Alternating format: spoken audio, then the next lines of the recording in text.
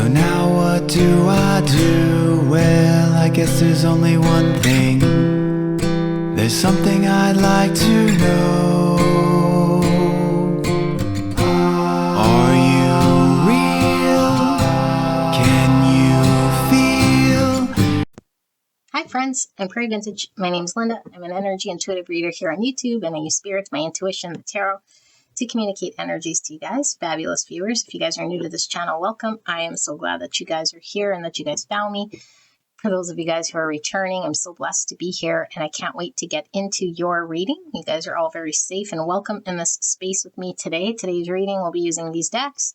This will be a pick a card reading, and I'll put a link right here to those of you guys who are interested in energetically charging these cards for future readings and or just interested in the decks as a whole. I do have a playlist where I reveal the cards as I purchase these decks, and this way you can energetically sit with those cards and infuse the cards with your energy so that we can connect to your energy for future readings. Beautiful angels, this reading will be taking a look at the person you came here about, person on your mind, and what it is that you still don't know about this person. Okay, so this could be something maybe that you're guessing, maybe, and you need confirmation. This could be something that's you're completely in the dark about this person. Okay, but it's what's yet to be revealed about this person to you. Okay, so it could be triggering, it could be enlightening. I don't know what we're going to see, but if you're not prepared for this type of reading, then come back when you are. All right, and of course, don't force messages to fit. This isn't going to be everybody's reading, so use your intuition. I do have a disclaimer, and if it's your first time to tarot, first time to pick a cards, first time to this channel, I do suggest you listen to the disclaimer before you get uppity at the tarot reader on YouTube. Okay, so beautiful angels, I will put a timestamp below to the 3 piles that we'll be looking at, and then we can dive into all 3.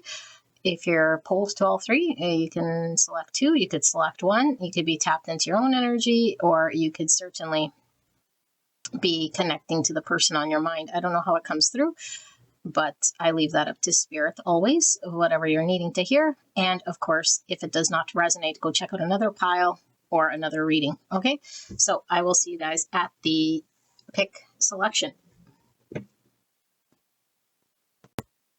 All right, so these are the 3 options that we'll choose from for the 3 picks today.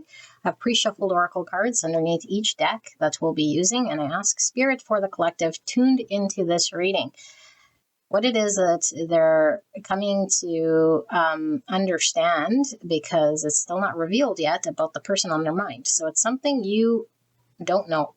Okay, you might have an inkling, you might suspect, maybe you're in the dark about something, maybe this person is omitting something, what it is yet to be revealed to you about the person on your mind.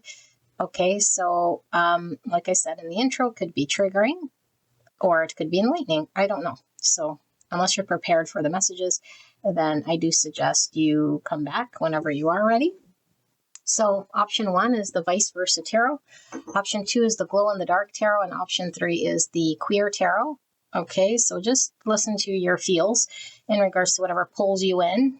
Okay, close your eyes and take as long as you need. Open your eyes, whichever one first pulls to you, despite the name of the deck, will most likely be your pile.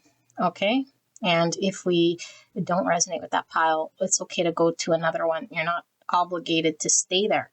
Okay, so I'll leave the video running for a bit, and I will see you guys at your pick.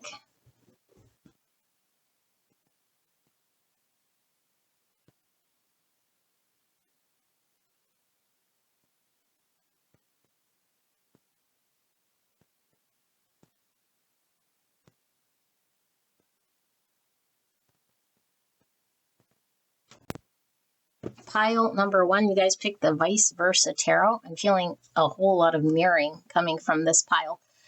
Okay, so it could certainly be energy that's shared amongst you and this person, okay, or it could be a mirror looking back at yourself, okay? So we'll see what that's all about. But what we're doing is we're tapping into the energy of the person you came here about. Okay, that's my intention. That's what I ask Spirit. Pre-shuffled oracle cards. I've not looked at these. And what we want to see is what you have yet to be shown about this person that you don't yet know. So what don't you know about this person that is yet to be revealed or understood by you? Okay, it could be something they're withholding. It could be something that you sort of intuitively maybe know, but it hasn't been communicated, revealed, or fully understood.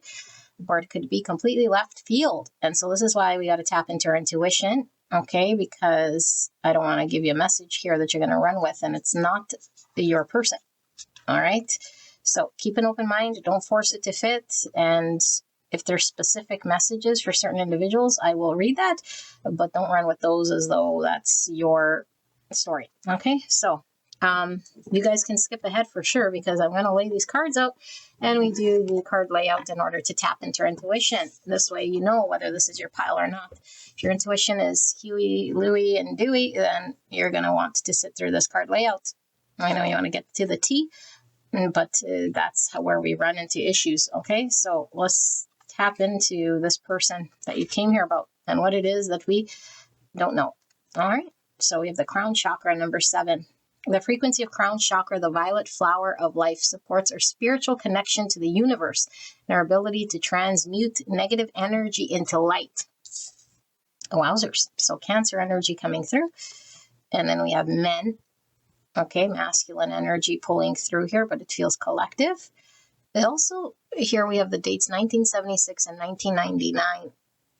Okay, could be significant. Don't take words literally as I lay these cards out. It's going to be energy that I'm channeling. And then we have pleasure, which I'm going to have to cover this up. It says integration growth level 82, 7 and 1, another 7. 77 is a master number. Trust the fall and adventure that arises from deep wisdom, trust of life, trust of self. So we have some Virgo, Gemini, Cancer. It says pleasure, organization, relaxation, joy, serenity, celebration, high level of ethics. All right.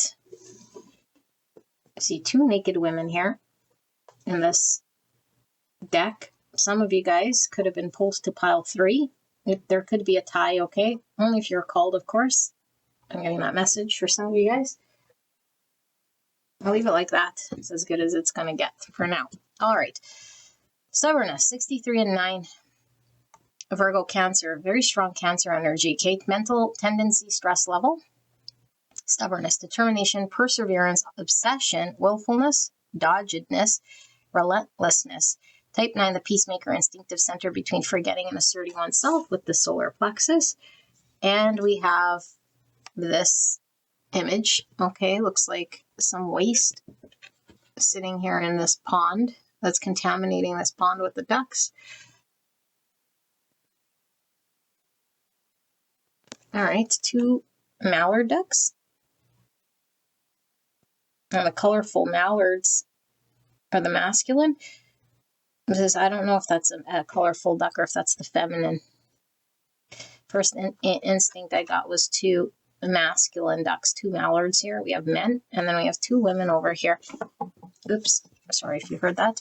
Bash my knee on the desk. Okay, and then we have this, I don't know, bobcat thing. No, what's it called? What are those things called? Are they bobcats? Bobcat's an animal. I don't know. The construction machine inside this jungle, tearing it apart, flattening the land. Nature, and then we have humans going in there, destructing, creating havoc, okay? And then we have a more jungle energy. Interesting, this came out for the members only video I did yesterday with the jungle energy I'm feeling here. We have 2 birds again. These are colorful, I don't know if they're parrots. Okay, 2 colorful parrots. And I think for parrots or tropical birds like this, colorful could be masculine or feminine. We see a helicopter flying overhead. All right. And then we have adaptability, which is the opposite of the stubbornness. And we have 3, divine feminine, opposite of men. I remember I said I was feeling mirroring right when I sort of picked this deck. And so, I mean, there's 2 here, 2 here, 2 here. adaptability, the moon in Gemini. All right. And also some Taurus Libra energy from this 3. And then we have moon and Pluto with 19. So we have more Cancer, some Leo and some Scorpio pulling through this. Some shadow energy here, okay? All right, and then we have 17 and 8. Some more Leo and some Aquarius day in the sun, in the short run, just now, in a jiffy, shortly, instantly, very soon. Type A, the challenger instinctive center between strength and weakness. Interesting, because moon is night and day is sun. Masculine, feminine, again, this mirrored energy is really pulling through very strong, you know? And then in the moon and the Pluto is the shadowy side or the dark side. And the sun is the conscious side and the bright side. Wow. All right. So we have 83 and 2 with motherhood. That's this 3 energy, divine feminine. Happy event growth level, being pregnant, giving birth, maternity, adopting, giving life, childbearing. Type 2, the helper, emotional center between giving and receiving.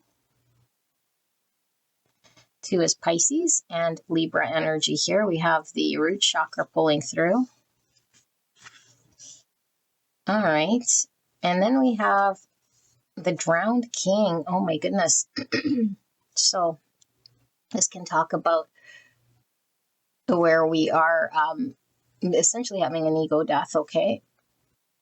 And it's like revealed to us by going deeper into our emotions or subconscious, something being understood by our own emotions. Okay, so I'm really getting this moon and Pluto / sun being sort of reflected on this in order for there to be some sort of alchemization. Oh my goodness, I'm losing my voice too. Okay, this hasn't happened in a reading in a while. I feel like there's something about a change in this person's how they stand or what they feel or what they say about themselves or their truth being changed by some sort of understanding about themselves. Wow, that was crazy. I'm going to drink water. Hopefully my voice comes back. So we have 49.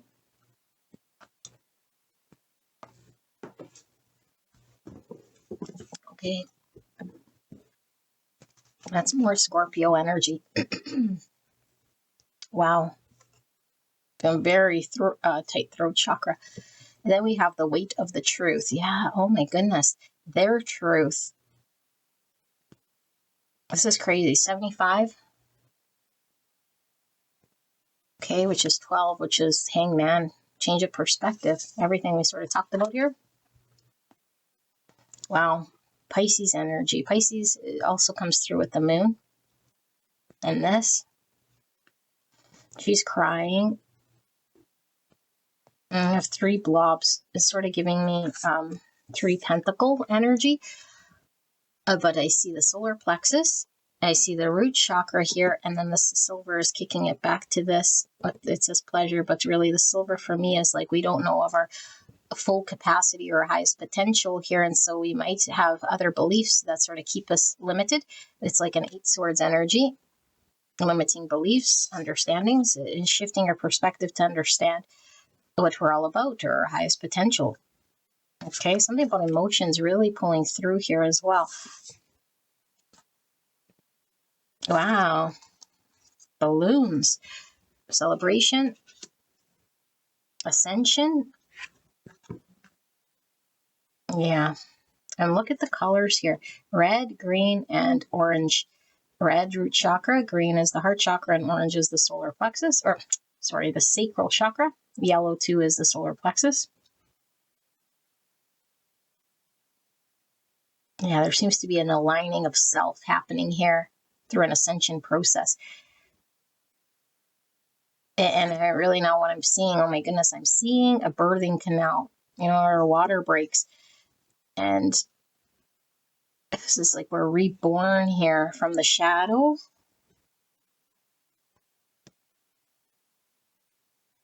Wow. Okay. And then we have this family, and they look like they're under some stress here. The mother looks like she's crying. She's holding her child, and someone's consoling her. So a second time we see a mother and a child. And we see a friend or a family member consoling her. Maybe she's lost a loved one. Getting this drowned king energy, sort of a dark night of the soul or a feeling of loss here.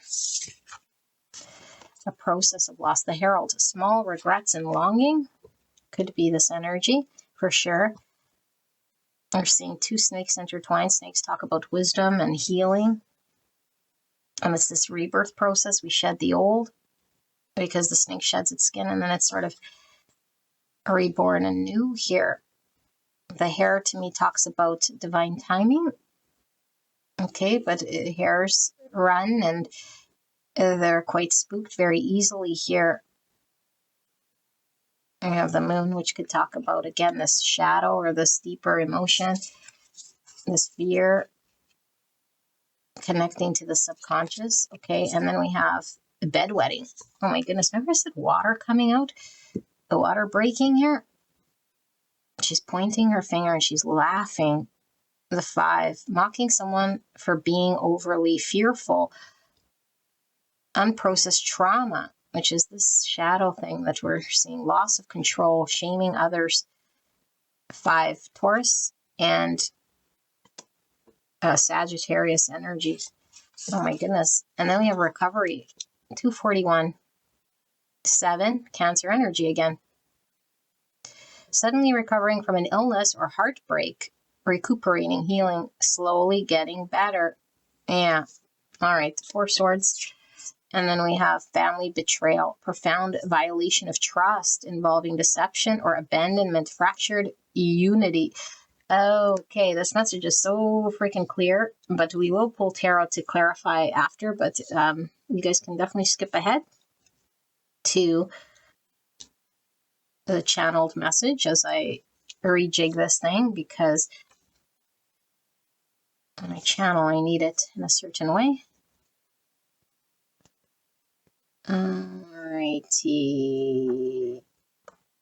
Thank you, Spirit, for this beautiful message I'm about to deliver. Let's leave it like that. Boop, boop, boop. Alright. Wand. What wand do I want? Let's do the snake wand. Alright. Actually, do I want this wand? No, I don't know if I want that wand. I'm feeling this one. Alright. Okay, give me a minute.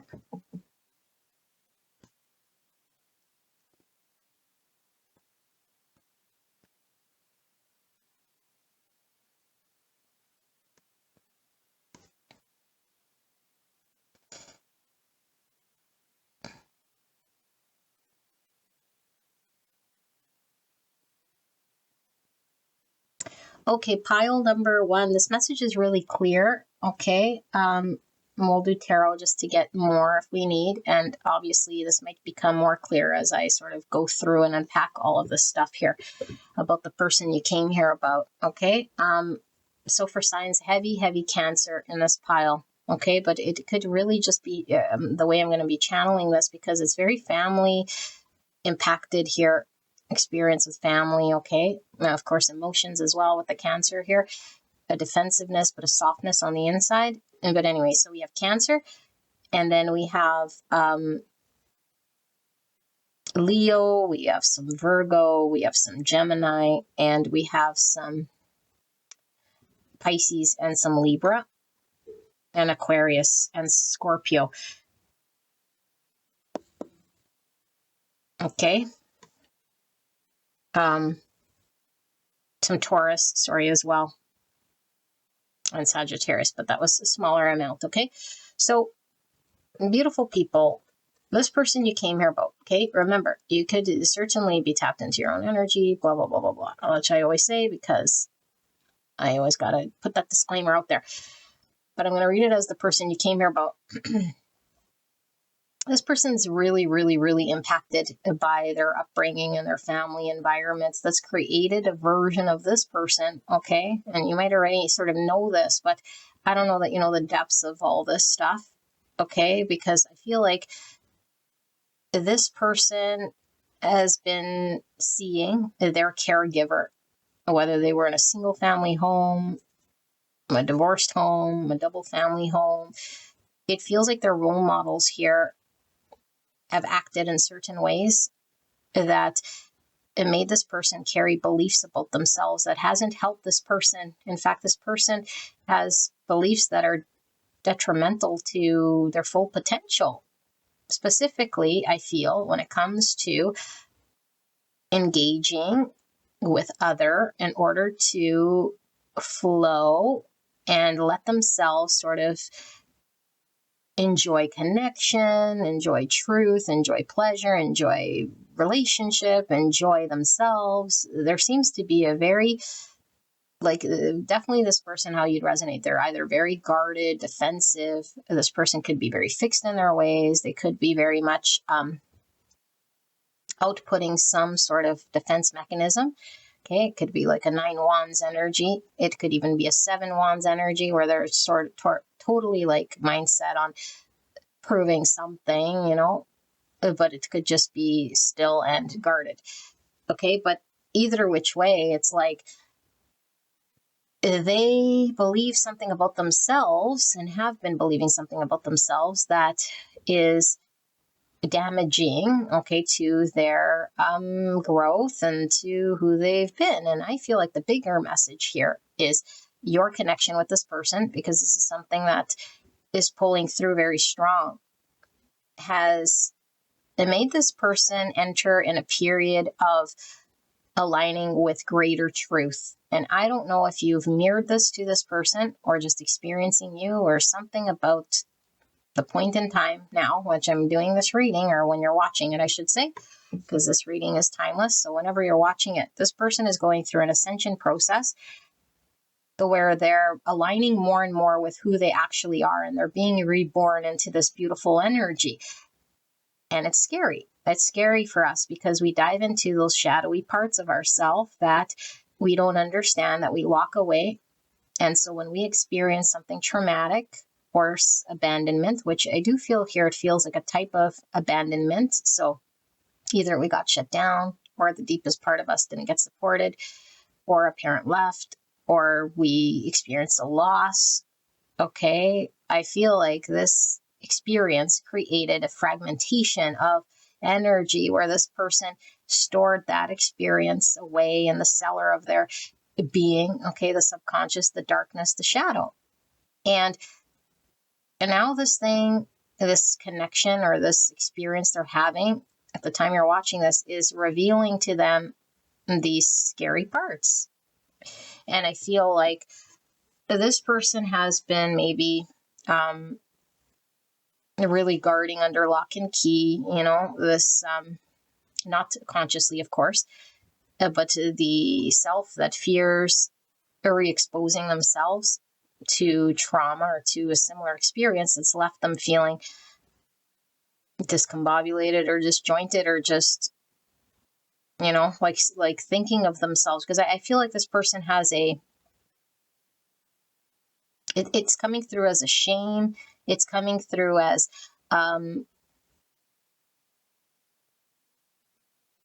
like I don't know, or maybe they feel like they will contaminate something in this relationship in some way, or they're I feel this person feels less than, and so when we feel less than, we start to sort of do things in order to reinforce that belief, or we just tell ourselves that's who we are, who we are, who we are, who we are. But of course, it's not who we are, And so I do feel like this person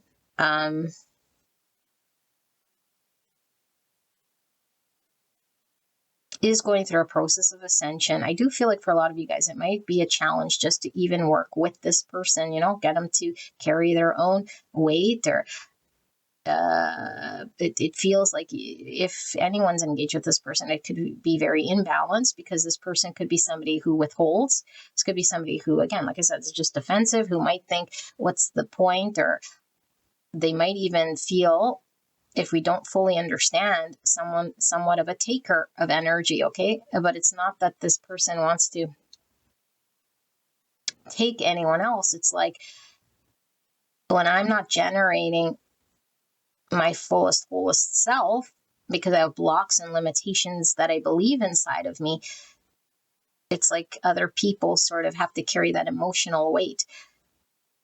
And so if you're around this person, maybe you have to carry emotional weight for this person, because this is someone who maybe avoids conflict. I don't go there, or that's not me, or I don't do that, or something like this, And it could appear as though it's egoic or even self-centered, like, oh, this person only cares about their own self in some way. But it's like, no, they don't even have enough belief in their own self. And so they believe whatever that story is, which limits them. And then it doesn't allow them to be open to give and receive and flow with energy and emotionally invest or engage. And so I do feel like this person experienced an abandonment part, and so they left that part of themselves that got shamed or denied or whatever, guilted. And this part is wanting to be integrated, and it is coming through that this person will integrate this part. And so I feel like they're experiencing right now in their world, when you're watching this thing, working with the energy a little differently. And I don't feel like it's really a conscious choice so much as it is a triggering of, like a catalyst. When we have certain things in our world that reflect back to us, a mirror of something, and it cascades and it triggers a series of understandings and experiences that sort of make us dig deeper. So I do feel this person's going through either a dark night of the soul. Okay, it doesn't have to be so intense here, but a dark night of the soul, a deep plunge into the unknown of their subconscious, a look at this part that's been locked away in the cellar, and connect with emotions that I think they might have not have allowed themselves to feel. And this is definitely because of, I do feel the love and support that you might have been giving to this person that was removed from them. So either you're like, it doesn't matter if you're masculine or feminine, but I feel like you're giving this energy. It does feel very feminine, because it feels like it's a mother type energy, It's like unconditional love, support, and understanding, and safe space for this person to sort of grow and understand and see themselves without getting, I don't know, like without pressure, without being judged, because judgments here would create this person, would shut this person down. Because the only person here that's really sort of judging this person is themselves. And so it's heavy too. So if anyone projects or judges this person, it will compound this issue. So the only way to sort of rectify this issue, if you will, is to infuse it with love, compassion, and grace, and patience, and allowance for this person, acceptance, It's like, accept where you're at. Because I do feel like this person was betrayed as a child here. However it happened, even if it's not a major incident, it's like our innocent child got shut down, however it happened for this person, and it violated this person's innocence in some way, Their innocence got violated, and I feel like their full potential got stifled by this limiting belief that didn't allow this person then to experience either relationships in its fullest, or even just drive themselves to their fullest capacity. So this could be somebody who doesn't go after things, maybe plays small, maybe isn't highly ambitious. Maybe they don't believe in themselves. Maybe they are like, like just staying put in a small pond here. But I do feel like there's a beautiful potential of this person that is either seen by you or is slowly sort of coming through here. And I do feel you see this person's beautiful full energy behind this experience or this fragmentation or this thing. But the issue is they need to see and connect to this thing. So I feel like this person's becoming more aligned and true to who they are. I feel they're becoming a little more balanced, because I do feel, like I said, it felt like an imbalance, of an energy here. And so they could have been somebody who was completely shut down emotionally for sure, or to some level. And so it's in balance. It's like I'm mostly in my mind, or I'm completely disconnected from emotions. Like that creates a complete imbalance here. And I do feel there was something coming through here about collective. And so I feel like there's an understanding they might have held about what a masculine should be, or what a father should be, and what a mother is, and what a caregiver look like, that sort of a thing. And I think it was distorted because of their experience. So maybe it could sound something like men are strong, men don't have emotions. Okay, that's one thing. Or to be a father is to let down, a family. Could be that. It could be, I don't know, mothers are the only thing here that can nurture people, not fathers, in some way. Okay, I don't know. It seems to be a projection of what a masculine and a feminine role is in society. And then they go and they sort of adopt that understanding and then apply it to themselves, which limits them, especially if this is a masculine energy, because this could be somebody who's like fearful of having a family. I won't be a good father, or I'm a disappointment, or I'm just going to create the challenge my father did. Now, again, it doesn't have to be the gender, but it was the role of the more dominant energy in the connection, And sometimes there's or the female might be more of the masculine energy, and that's that role is like the father role. And then, and so if it was twisted, maybe we had an understanding that, of that. But it does feel like it's the masculine distortion here. And it is feeling and coming through as though this person I'm channeling is a masculine energy. And this could have created an avoidance. This could have created a runner. This could have created somebody who's very, very much uncomfortable with feelings, getting deep. And this very much feels like somebody here who has to shed these beliefs and then be reborn as the potential or the highest self, or a version of them that doesn't carry this. And I feel like they see in you this ability for them to be that, but also they see in you what it is that's within them. And maybe they didn't recognize that that's also within me, because if we see something that's foreign, we've never seen it before, we either completely miss it, it's completely out of our consciousness, we don't know what we're looking at. Okay, and just like when we hear something, let's say Einstein comes up with all of these equations, we don't know what it is saying, if it's beyond our consciousness or a level of seeing. The same thing when we see something.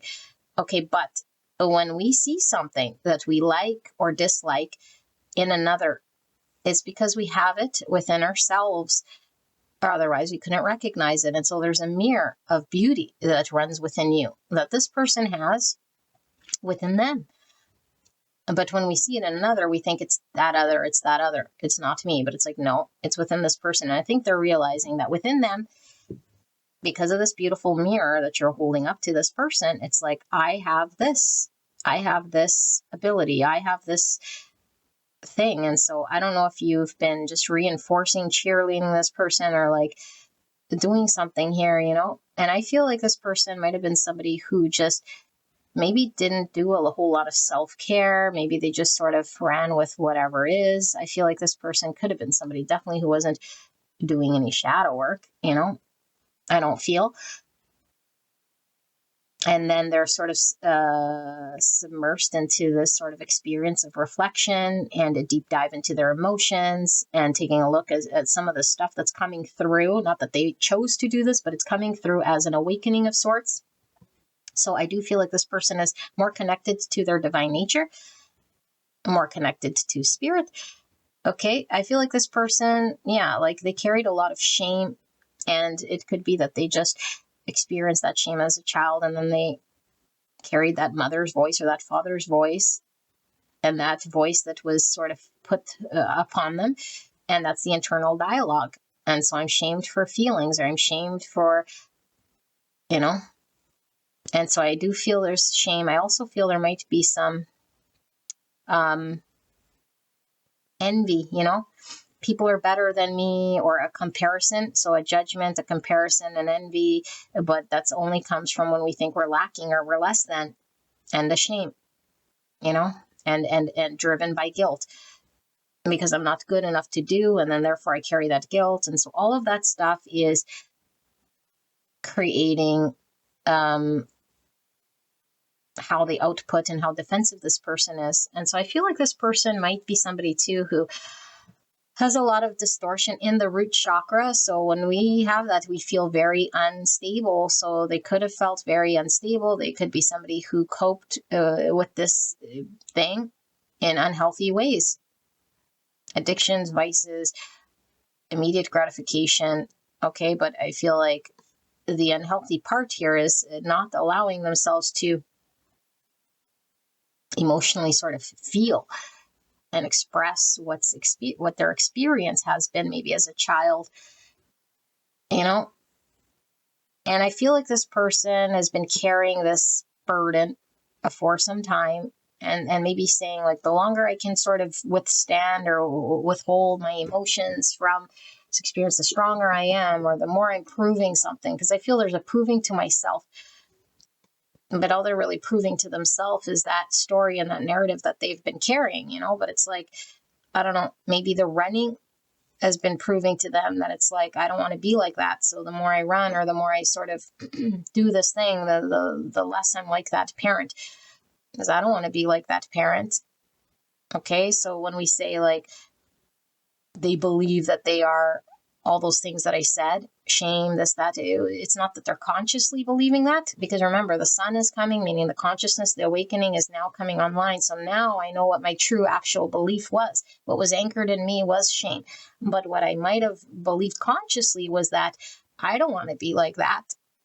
So when we say I don't want to be like that, we already believe that it's something within us. And then we act all sorts of ways to block it, to change it, but we're all things. We're all things because we're divine. And so it's like, are we conscious? Are we aware of all the things we are? Are we rejecting any part of ourselves? That's when we create issues. And my throat was getting very tight when I was laying these cards, and it's coming through again as a reminder. Thank you, Spirit. I feel this person has a very hard time communicating, expressing their emotions and their truth. Very, very hard time. And it's not because this person is a liar. I feel this person needs to connect to their truth. And the conscious self only knows the tip of the iceberg, which is, I know what's uncomfortable.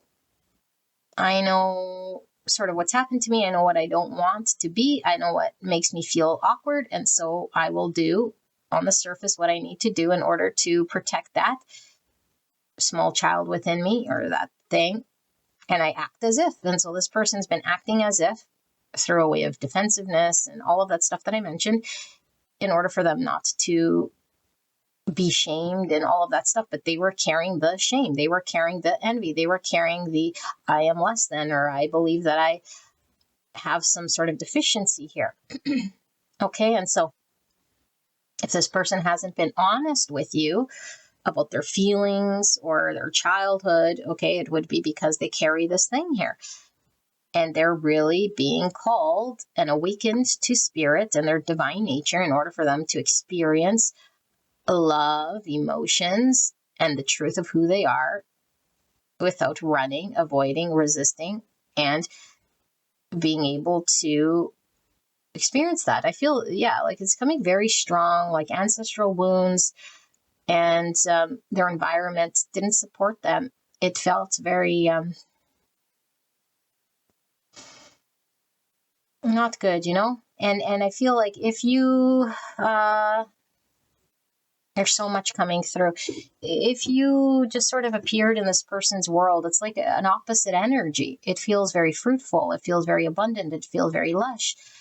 And it's like all I've ever known is the opposite, lack, less than, dry. And it feels like the environment didn't encourage me or support me. And so there wasn't a whole lot there. And now it's like an overwhelm. It feels like an overwhelm. And this definitely could have been this catalyst or this triggering, because I'm overwhelmed by emotion. I'm overwhelmed by this thing that's overtaking me. And Spirit's saying it's overtaking because there's been a block to this thing. And so the floodgates sort of open here. But this doesn't mean this person floodgate all of a sudden is going to like confess everything to you. But the floodgate of that trigger, that experience, and it's like Spirit saying you must be ready to sort of sit with that energy and dance with that energy and see the truth of that energy more and more and more, so that your highest nature can sort of come out here. And it's scary and it's overwhelming. So this person gets overwhelmed very easily. I do feel like conflict could really trigger this person. They don't know conflict resolution. And if we scratch the surface around any of this trauma or this trigger or the emotions or their inability to express, I think they run or they freeze or they avoid. Yeah, that's how they cope. And so I feel like right now they're going through a period of balancing, healing, being accepted, and forgiving whatever's happened to them through a period of release. And then they're being reborn into this beautiful new energy, of somebody who is different than they were maybe before they met you here. And it could be that their parent went through, like I said, like something very traumatic and they were there. It's like my mother went through a divorce, or my father was abandoned by my mother, or I don't know, whatever the experience here was. Okay. And now it's like, I am going to protect myself, be the opposite, to do what I can here. And so, yeah. And so I think they might have denied the truth about who they are and what this connection might mean and what their capacity is and what's within their ability, because of this belief. And so there needs to be more and more experience for coming online, so this person can realize their divine nature and see the truth. And I don't think this person is too far away from this. So maybe this is something you don't know. How long is this going to take? I don't feel it's taking long at all. Or it could have taken very long for sure. But I mean, I don't think right now, I feel like there's this beautiful energy that's coming online. Okay. Like it's all uphill sort of from now is what it feels like. It's no longer a downhill energy. Okay. But they really had to sort of undo these beliefs. Okay. I'll sing Hangman Pisces. If that wants to come out, it will. But let's see. Spirit's clear and concise message for the greatest and highest good. Can we close out this reading in regards to pile number 1 and what it is that they came here about their person? What it is that pile 1 doesn't yet know about this person? What are they not knowing yet about the person they came here about? What is yet to be revealed to them about the person they came here about? So we have the Chariot in reverse, we have the Ace of Pentacles, and then we have the Page of Cups in reverse, and we have Temperance in reverse. Why is this Ace of Pentacles here? We have the Eight of Pentacles, and then why is this Page of Cups in the reverse? We have the King of Cups, and he has his back to us, and it's in reverse. And then we have the Knight of Swords, and under that we have the Ace of Wands in reverse. Okay, yeah, see, these are double-sided here. Okay. Alrighty. Beautiful angel. This message is so consistent and clear. Thank you, Spirit, for allowing me to channel this message for the greatest and highest good of pile number 1. Please protect pile 1, this connection, the person I'm channeling here for the greatest and highest good. Thank you, Spirit. Thank you, pile 1, for allowing me to tap into this energy, the energy around you. I'm so blessed to be here. So what's happening? I think what you need to know, this person isn't running, hiding. Okay, when they can confront and deal with what they need to, I feel this person is going to do this. Maybe that's what you needed to hear, because this person might have seemed cowardly or like, will they ever, confront or deal.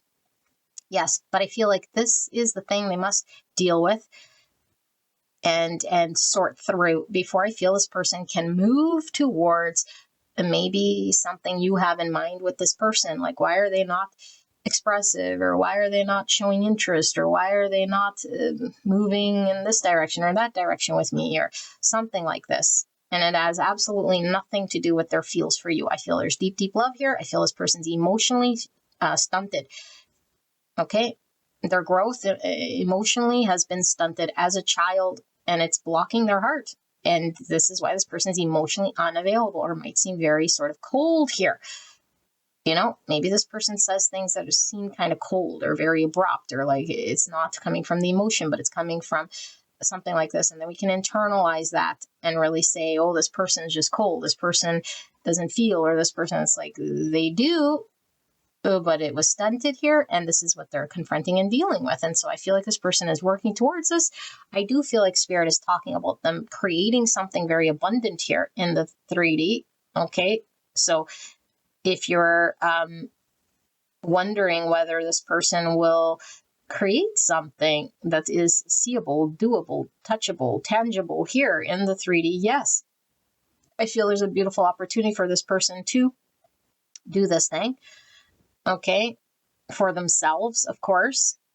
And I feel like this is what this person is sort of working towards and dealing with. I feel like this person, in the meantime, does seem very defensive because they're working through this whole thing. I feel like this person could channel this energy towards work, or this person could seem very routine, consistent and routine. And I also feel like what this person is going to do, because I think you might need to hear this loud and clear and replay it back. This person shows their feels by acts of service. And they're not going to profess deep emotional, ooh, gaga, like feelings for you. It's not in this person's MO. It's not because it's not there, and it's not because this person cannot feel. Love is here, but this experience stunted this person, and so I'm more comfortable in what I can do and show. So if I can take your car to get an oil change, that's what I do. If I could help you paint your house, I will. If I could give you gifts, I will. If I can show up every morning with a cup of coffee, that's what I do. If I can show you this thing, that's what I do. And I feel there's a routine and a consistency and an effort here.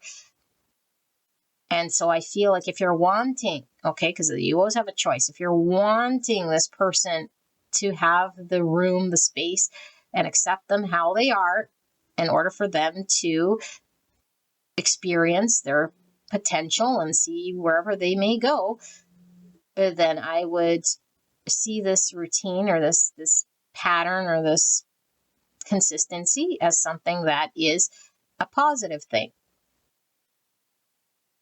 Because we might get very frustrated with this person, and then when we shut that down, it's like, this is the only way I can express this thing that's bottled within me. She's like, I don't want your coffee, or leave me alone, or something like this. I don't think you do this, but I'm just saying, through the acts of service, I allow myself to feel for you.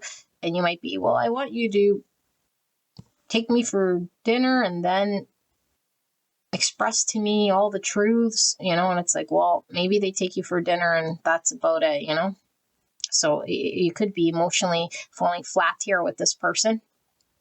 And I can't promise you that this person is going to develop into some sort of, emotional master here. But I do feel like this person is still working through, and they are confronting, and they are dealing with what they need to. And in the meantime, it feels like there's a withholding from fully diving into expressing their feelings for you and going after this connection in a way maybe that you have in your mind. And so I do feel there's an imbalance. I do feel like they're still working through healing. I do feel like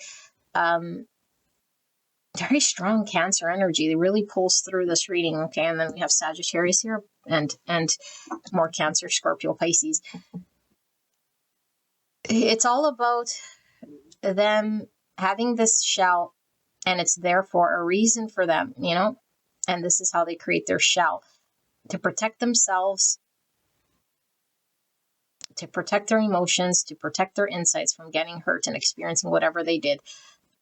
And you could be very focused on what they're not doing and the lopsidedness, because you could be emotionally heavy with this thing. And so you don't need to carry this person's emotions. You don't need to overinvest in this thing. It's saying allow this person to be how they be. And if you are feeling really stuck, you know, with this person, you're stuck in an imbalance, or that they're not moving towards you or expressing towards you, it's like, let them deal with what they need to deal with here. That will shift. There is an energy here that they're working with in order to figure this out. The only thing we can do is accept this person and where they're at. Okay? And of course, if you need someone that's emotionally available and pouring into you, then you have free will to go do that. But I feel like this is something about mirroring to this person and healing, a healing connection. And maybe you're learning about balance yourself, not overgiving, regulating your own emotions, integrating your own shadow. Because when I laid these cards out and when I started, I said it feels very mirrored. And so there could be an upbringing you have, you know, or you feel you have to prove something or overgive something, or like I said, it seems dysregulated. So you could be highs and highs and lows and lows. It's like, get balanced, get grounded. And so I feel like there's a need to open the heart space too, because maybe we're learning about unconditional love, how to sit with the emotions and not need to, you know, act on every single emotion and understand their emotions. So that's pulling through for a lot of you guys. Okay. But I won't go into your energy so much because I'll be here till the cows come home. Thank you, Spirit, for this message. Hopefully this helped you guys. I love you guys so much. I'll see you guys at the next one. All right. Bye-bye. Pile number 2, you guys picked the Glow in the Dark Tarot. Beautiful. We're looking at the person you came here about and what it is that you have yet to know about this person. So either something they're withholding, something that hasn't been confirmed to you, maybe you have a suspicion about it. It could be something completely left field. Okay. But it definitely should resonate with your intuition here. Okay. Now, keep in mind that sometimes we tap into our own energy. I can't help that. Okay. Go check out another pile if it's your energy and you don't want to listen about it. So I have pre-shuffled oracle cards. I've not looked at them yet. We're going to lay these out. This is the best way to tap into your intuition so that you don't run with any message that you just see on the internet. Okay. So I'll channel this. Don't take words literally. It's going to be the energy that I'm tapped into. Then we'll pull some tarot and we're looking at what you still don't know about this person, okay? That's yet to be revealed or understood by you. So, joy, beautiful. And then we have self-listening with 20 and 2, self-promoting, self-focusing, loneliness, self-assertion, setting boundaries, recognizing your needs. Type 2, the helper emotional center between giving and receiving with the root chakra here. 2s are all about balance, duality, choices. We have Pisces and Libra energy. And then I'm feeling some Leo from this joy here. Okay, so we have compulsion, ideal, ego level 9. Cancer and Virgo, harmony, tranquility, kindness, calm, comfort, adaptation, and friendliness. Type 9, the peacemaker, instinctive center between forgetting and asserting oneself with the solar plexus. 9s are all about fruition, completion, fulfillment. Okay, ooh, look at this. Lightning. So I'm getting tower energy from this, but it is giving heavy Uranus. Okay, awakening, sudden. So some Aquarius energy from this. And then we have planets here. I'm also getting Aquarius energy from this one too. Satellite, sorry. The Earth. I don't know what that is because it looks too small to be Jupiter. Some stars. This could be the moon. Earth and the moon. Satellite. All right. The universe. And then we have this person. I haven't seen this card before, and it looks like they're planting here in a wreck site or in the rubble or rebuilding some community.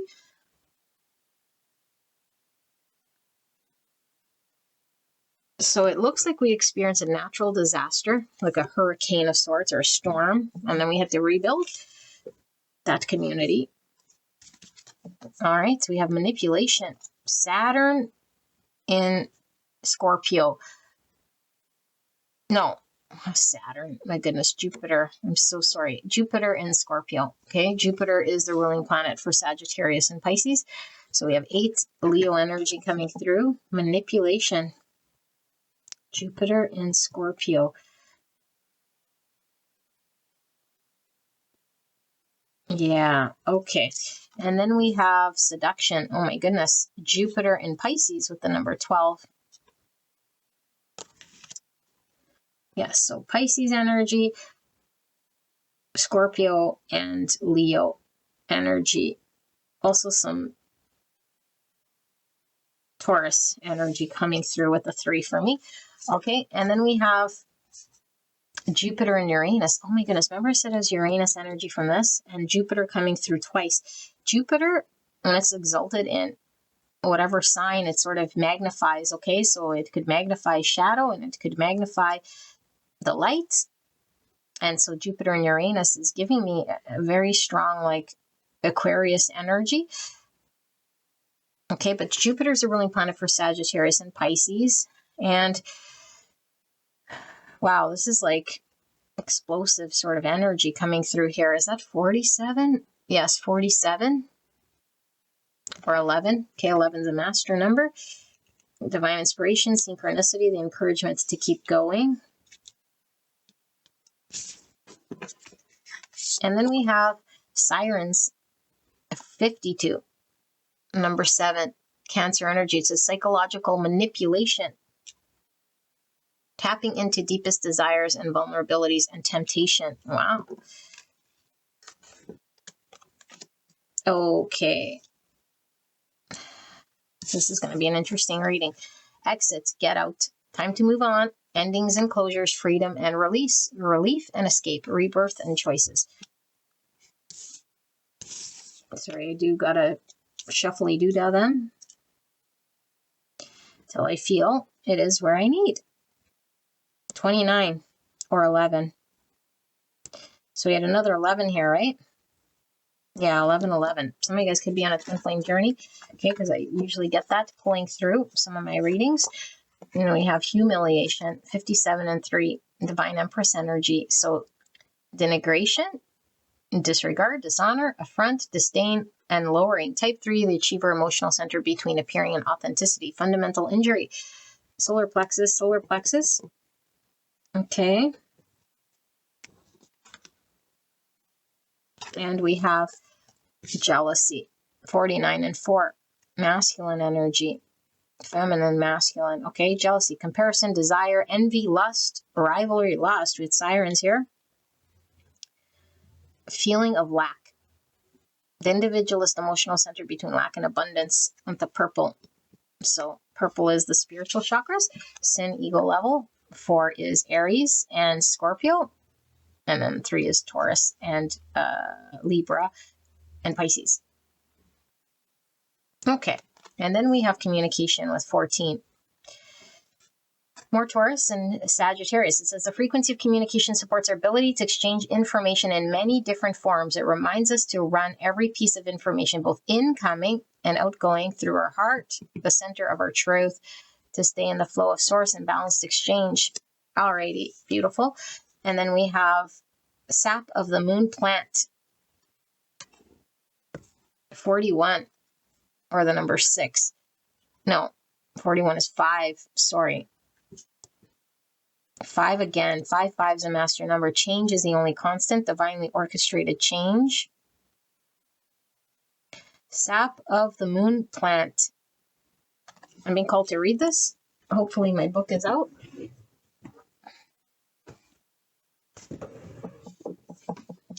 Ouch. Yes. Okay. 41. 40.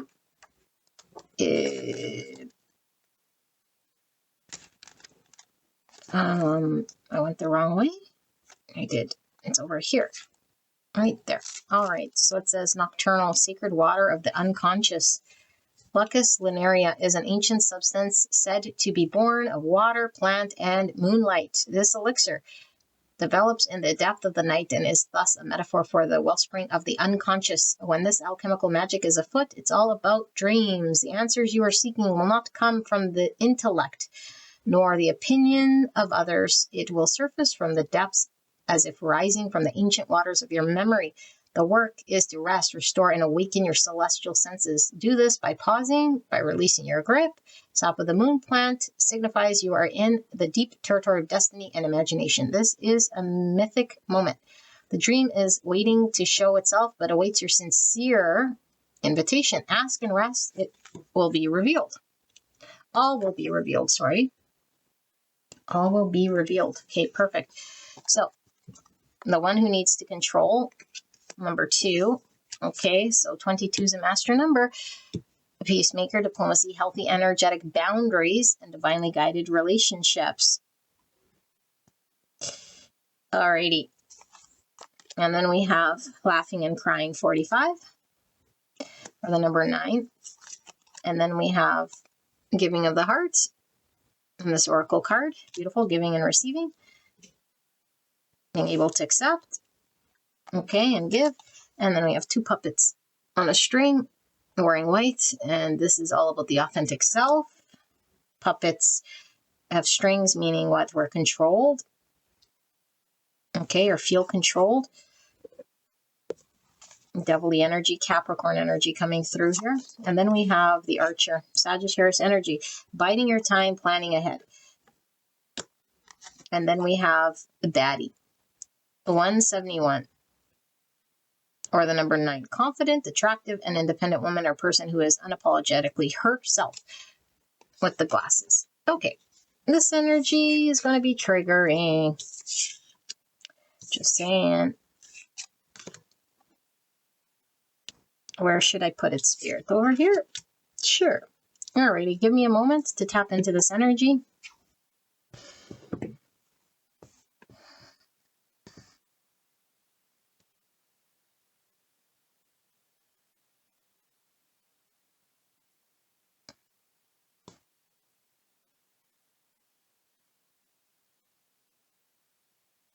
Okay, pile number 2. This reading I'm about to do could be triggering, okay? I'm not trying to trigger anyone. I do feel it's reading your energy. So if you came here about someone on your mind, Spirit wants you to know this lesson because it is tied to the person on your mind. Absolutely 100%. Until you know this or understand this or inner believe it, then it's going to impact your connection with the person on your mind. Take that or leave that, okay? You know who you are and what I'm about to read here. So for signs, I have Pisces, and I have Libra, and Aries, and Taurus, and Sagittarius, Cancer, Virgo, Leo. Okay. I'm trying to see if there's anything else here. That's for the most part, okay? Scorpio as well, if I didn't say that. So, a beautiful angel. What Spirit is talking about here, okay? And I'm going to read it like this because this is exactly how it's coming through. And you can apply this energy wherever you want to direct it. Although I think the person who needs to hear this might be so blind that they might not think this reading's for them. Okay? But I'll try to read it in a way that will resonate so that they know that this is their reading. Okay? If it's not for you, then you're indifferent and you move on. Go to another pile. I don't care. Don't convince me in the comments. Okay? You're only convincing yourself and I don't care. So what's happening here? I feel like you've been experiencing something with the person that you came here about. And it really rocked your world here, okay? Because I do feel this person isn't doing what you want them to do. And I do feel like you might be somebody very much in the energy that you might think you know who you are, you know what you're about, you know what you deserve, you know your value, you're all these things. Okay, and of course, if we have a high self-esteem, that's a good thing, right? You would think. And this is all about seeing through the illusion of the ego.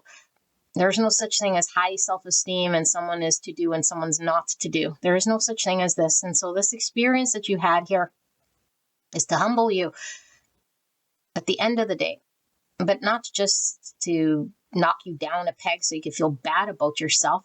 No, this is to free you to the truth of giving and receiving love.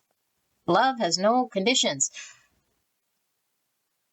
Love isn't something that we utilize in a way here in order to get what we need, and then it's a tit for tat or a transactional thing here. And so I feel like this is all about you connecting to the truth of what love is and what it means. And I think this person is either feeling to you like a user or an abuser, whatever words you want to use. And this is not justifying someone who's actually abusing you with a hammer, with their fist. Then go. That's not your reading. Should never be physically abused. And we can say, well, emotional abuse is this. Yes, but we could twist anything into emotional abuse.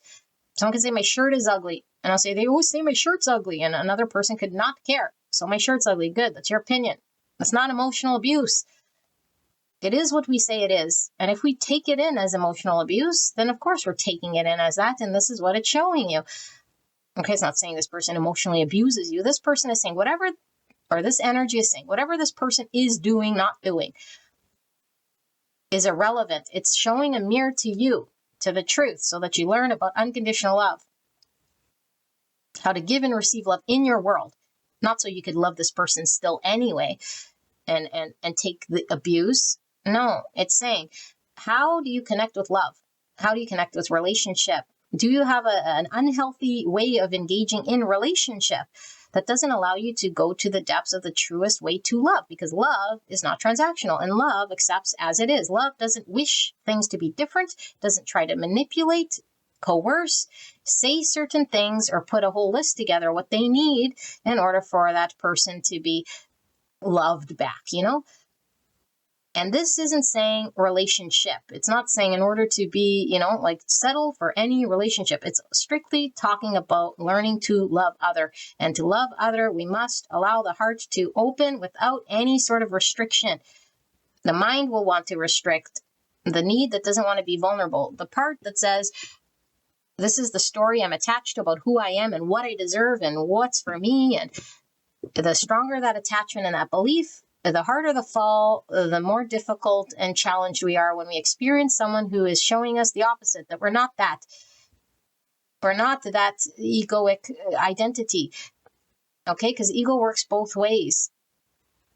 Ego could be I strongly have a belief in lack,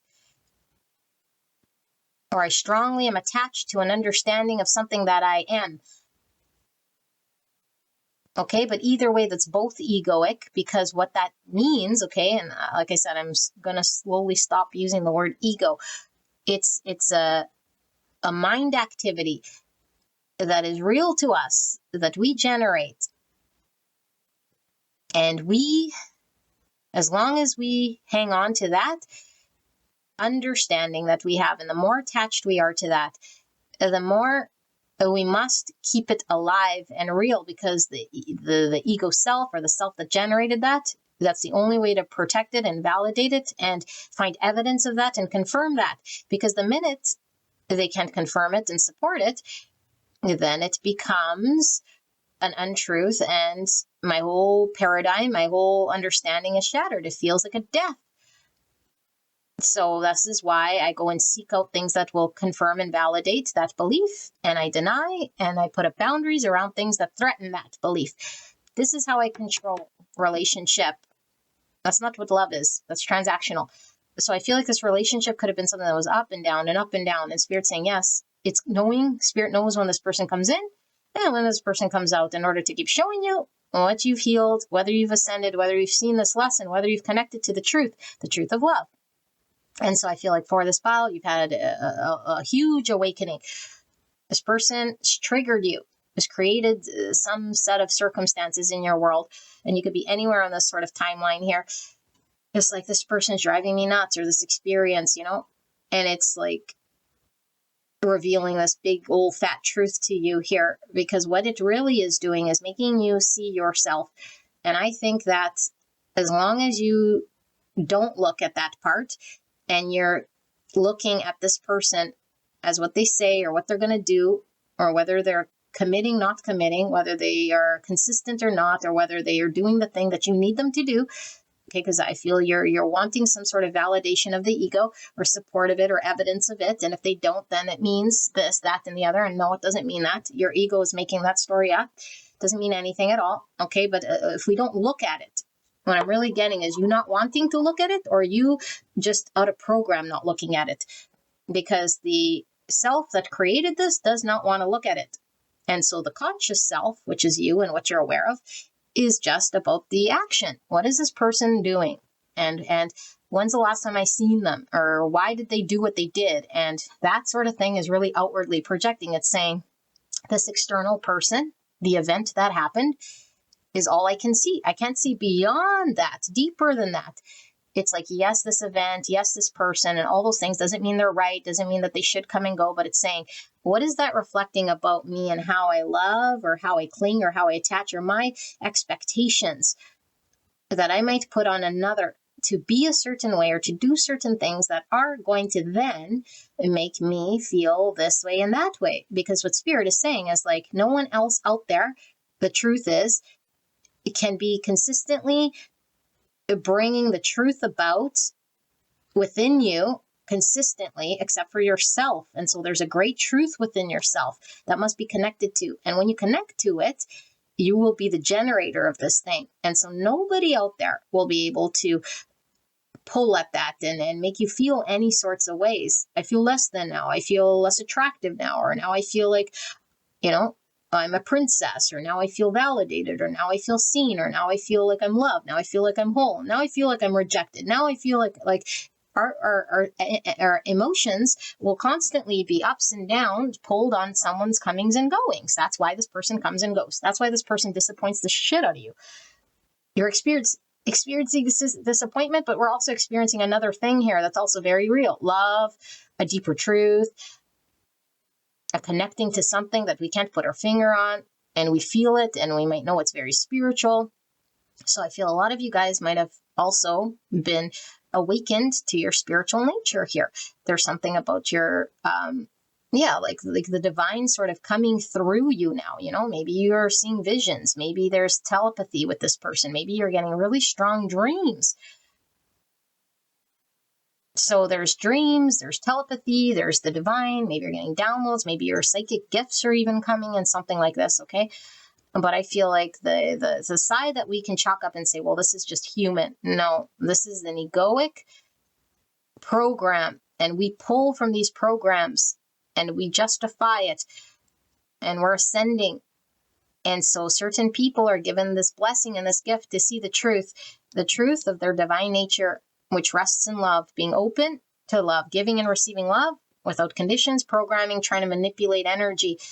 And so I don't know if this person ghosted you. I don't know if this person is just acting in a certain way. And so the balance, though, here is, how do I choose myself, see my value, not put a bunch of weight on another to have to do something for me by controlling that narrative or that story or that outcome, and energetically building whatever it is that I'm needing to see and connect to, so I could be solid, so I could be standing in my truth, but not the truth that the ego or the self created.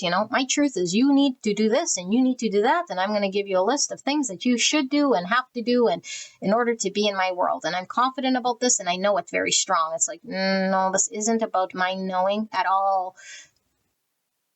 And really, in this present moment, do we know anything at all? When we are really attached to a knowing like that, and we think that that is our truest self, okay? When we're really attached to this thing, it's like we know we're just created an identity that we believe we are. It's like we're really lost in that matrix story, because in the present moment, you don't know who you are, because you're none of the things that you've experienced, and you're none of those programs. So if you're very hung up and you strongly believe that you're like this and you're like that and you need this and you need that. And it continues throughout your whole sort of being. Know that it's an attachment. Know that it's an untruth. Know that it's a Mr. Smith acting through your matrix world here. It's a program. Because if you were in this present moment, you'd say, I don't know. I'm able to give and receive love to what is right here. And I can't anticipate what's going to come in. And I can't sort of bring in the past hurts and stories and values that I thought I had. Okay. So this doesn't mean, though, again, put up with shitty situations and that you can never have values in bar. This is saying for this to resonate to this person, this energy did not learn this lesson. Once they see this truth, then of course they can come from that to knowing what they're wanting and their values and all sorts of things. But the value shifts and changes. And there's more of a flexibility of being in the present moments to their truth. But it's not fixed on something that they ran with, a program. And so this program or the story of what I deserve and what is for me and what I need, and this will be like a thing that is constantly sort of there because it's a program running in the subconscious, and it dictates what we do and how we engage. And Spirit's saying, I will get you to see this program because this program isn't you. The authentic you is the thing I want you to see and connect to. And then there will be revelations about this connection. Then there might be movement in this connection because I feel like there is something here with you and this person that feels very spiritual, very tied about this person also coming into their authentic self. And I feel right now we're being controlled by the shadow, the subconscious, the ego, whatever you want to call it, the devil, the Pluto energy, the hidden aspects of self, the selves we create. And that's what's driving, and that's what's engaging. And so when two shadows engage or when two egos engage, then no one's really connecting to the heart. Then no one's really trading hearts here, okay? Which is the energy of just unconditional love and acceptance, forgiveness and compassion and grace. But trading other things, like what they can say and what they can sort of do that's going to make my ego feel justified. Special kind of love makes me feel special.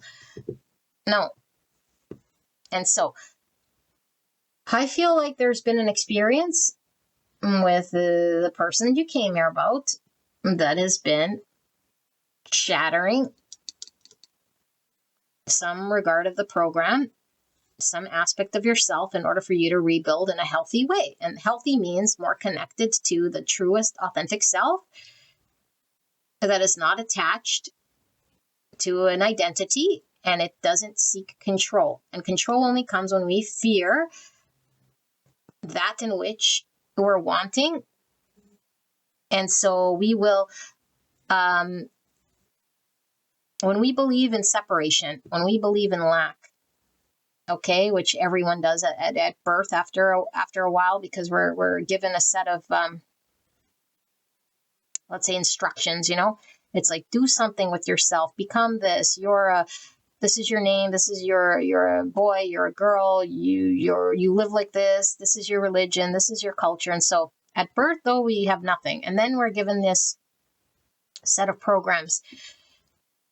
And then we believe that out there is the thing that we seek. And so that's the belief in that out there, I'm going to attach to that thing. And so I must work my way and control to get there. That's a false story. There is no out there that we are seeking. It's already within us. Okay, so it's a deprogramming of the thing that we are generating, and we keep generating a need to control and to go attain this thing and to, and that is the suffering, because as we know, we can't control outside circumstances, and this person is going to act how they be. People will act how they be. Form comes and goes. That's the for sure, okay? And we were getting 55. Change is the only constant, divinely orchestrated change, meaning you can't control anyone or anything. You can't even control whether out there is going to reflect happiness back to you by a series of what you say and do. And when we accept this, it says, well, then how will I ever be happy? It's like, allow the outside world to fluctuate and get centered in yourself. And the only way to do this is to connect to love, the heart. and be the overflowing cup within you, and connect to the wholeness within you and the authenticity within you and fulfillment within you, because then you're able to engage with other from a place of truth, acceptance, and true love, not from a place of control, which is stemmed from fear, fear missing out. I fear that I won't get the thing that I need because I believe that I'm separate from it, or I'm lacking it, or I got to go get it. There is no getting it. You already have it. This person's going to be annoying as hell. And this is really learning about yourself, how to engage with unruly people. Okay, so when I say boundaries with a person, it doesn't mean how you block them and how you keep them out and whether they do what you want, otherwise don't engage. That's what people see a boundary. Boundary means, how do I engage with someone who is making me feel all sorts of ways that I don't like because they're showing me a truth about myself that feels very uncomfortable. How do I deal with it?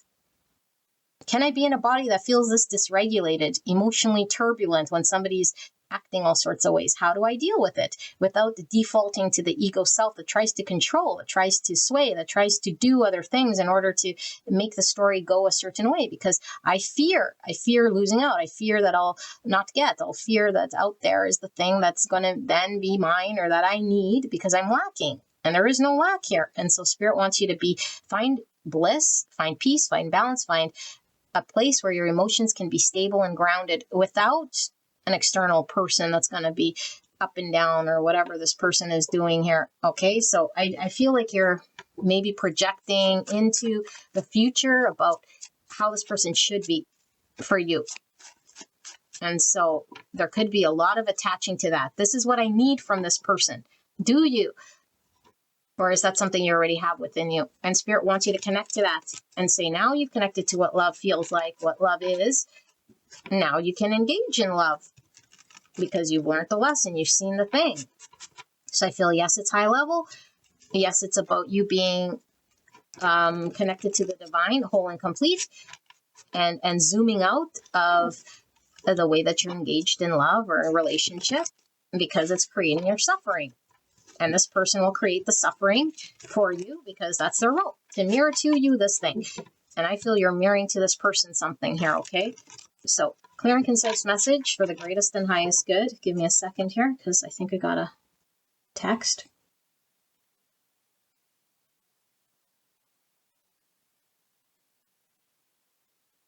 I'm going to pause. I'm going to come right back and we're going to do your tarot, okay? Pile number 2.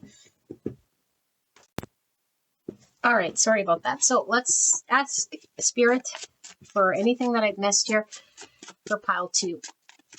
Okay, and you might be saying, how is this connected to the person on my mind? Because you're here about this person, maybe wanting to see, are they going to do, are they going to say, are they going to... And I remember someone's comment, which is funny. They're like, I clicked on this video. I want to know about my person. It's like someone switched the soda for water, you know? And if you're here for this reading, it's like, I wanted the soda and you put water in there. It's like, because it's healthier or whatever. It's like, yeah, and you'll thank me, spirits, not me, because of me, I do nothing. I'm reading this energy. I could lie. I could make shit up. This is how this energy is coming through. But this is about the person, because this is exactly what's going to heal this thing. This is the answer you're looking for. Why is this person doing this? Because Spirit says the person is going to do this as a result of Spirit working through this person. Spirit's working through this beautiful magic. Feels very spiritual here. And Spirit's knocking on your door saying, this is where this connection's at. Hello, person. Connect to love, what love actually is, not the egoic love, not the fear-based love, not the transactional love, but what the truth is here. That's what Spirit is saying, okay? So for pile number 2, what's this message? King of Pentacles, the Sun in reverse, Leo energy, and Virgo, Taurus, Capricorn. King of Cups, Cancer, Scorpio, Pisces, 9 Pentacles in the reverse. The Wheel of Fortune in the reverse, the Emperor, Aries, lots of people coming through here, very crowded, Knight of Swords. I feel this is your person here. Okay. Yeah. Very simple, clear message. Thank you, Spirit. Yeah, and then the 4 of Cups. Leo, I think I did say with the Sun in reverse. Okay. This connection, I feel, is really an awakening for you and your person. It feels highly spiritual, fated, whatever you want to call it, okay? I even got 1111 in the card layout, which means it could be a twin flame journey. Certainly, there is things being shown and understood on a higher state of consciousness here. And it is about ourselves that we must see through the egoic self or the self that tries to control here. I feel like this person is doing something to you that you feel is rejecting you.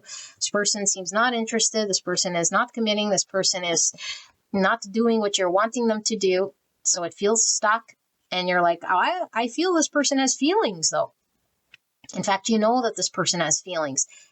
And you're like, there's all of this love. There's all of this feeling because the love is there. And this is what Spirit says you already know. Without that, you could just move on and detach from this experience and still stay in the program of the Mr. Smith. And Spirit is saying there is two things going on in your world right now. This person feeling deep feels in love. That's true. And it's like, what are they doing with that? What will they do with that? Spirit says, they're going to do with this is pause and hold and show a mirror to you until you learn what I just channeled for you. This person's not available. This person hasn't committed. This person's unclear about whether they want to commit, whether they want a future with you, whether they're going to go after you, whether they're going to come into their divine masculine, because they're still having to do their hermit's journey of truth, because the truth is about this person, but of course they love you. Of course there's deep, deep, deep, deep love here. It's not going anywhere. And their whole thing is to lean into these feelings, these emotions, and express their love and create something with you through this love. They're not going to do it because they're not there yet. Okay, they're not there yet because I feel like this person still has to learn about giving and receiving love. I feel it's a mirrored experience here. And they're most likely still in shadow, ego controlled by a narrative that doesn't allow them to lean into this thing and confront this thing and do the hermit's journey. Because I do feel for this group, if you're here, you're conscious. Spirit is getting you to see this thing. And Spirit is saying, once you see this thing, work through this thing and extend this offering of love that has no conditions, no strings attached, no programs, acceptance as it is. This person will see this mirror and allow themselves to go in deeper and allow themselves to see the truth of love, and will then be conscious enough to consider whether they want to commit or not, because Spirit isn't going to force a person to have a future with you. That's up to them once they're conscious. But if they don't see and they're still in ego and they're still in shadow and they're unavailable here to you, it's so you can understand something here, the lesson of the divine. So we're doing cycles, things are stuck. This person is showing all sorts of ways here. And when we outwardly project that this person isn't moving, they're not doing, and they're the ones that are stuck, and we constantly stay focused on that thing, that's not going inwards. That's not going to get the movement. That's going to keep things stuck. That's going to show the mirror of, I'm going to love you with conditions, love me with conditions, because what we put out there is what comes back. When I love you out of fear, you love me out of fear. And they're loving you out of fear right now, because guess what? You're loving them out of fear. And they could be very, very stuck. And so are you. They're stuck and hung up on the thing of this person, what they did, what they didn't do, and then we're rejected and we feel like, well, I'm here ready and available to them. No, really, you're available with a transactional heart, with conditions, with a list of things. It's felt energetically.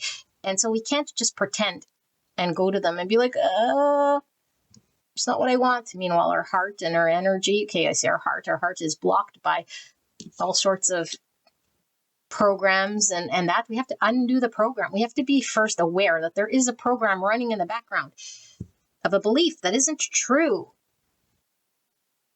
And until we see that and understand that, we're not conscious of it. We're just still in program.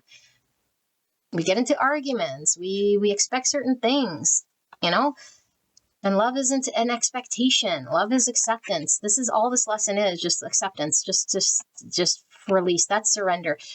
Not being attached to the control, not needing anything from this person, And when I see and learn and really sit with that energy, because I've detached from my grip of control and the ego story and the program, then I've seen what love's about.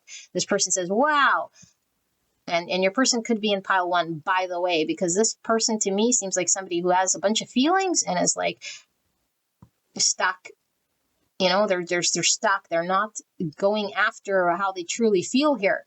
There could be shame. There could be how they're coping with their feelings for you is an unhealthy way because they don't know and they haven't plunged into the truth just yet. And they could be plunging, you know. And so pile 1 does talk about that person.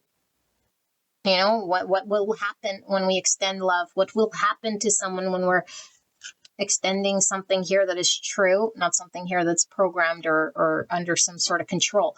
Okay, but we must understand and see the truth of the situation here. Okay, and so I feel like, like this person, it's imbalance. They're not giving, they're not showing up, and it's transaction. And so this person breadcrumbed me, or this person isn't giving, or this person is no longer talking, or this person isn't doing for me what I need them to do for me. No.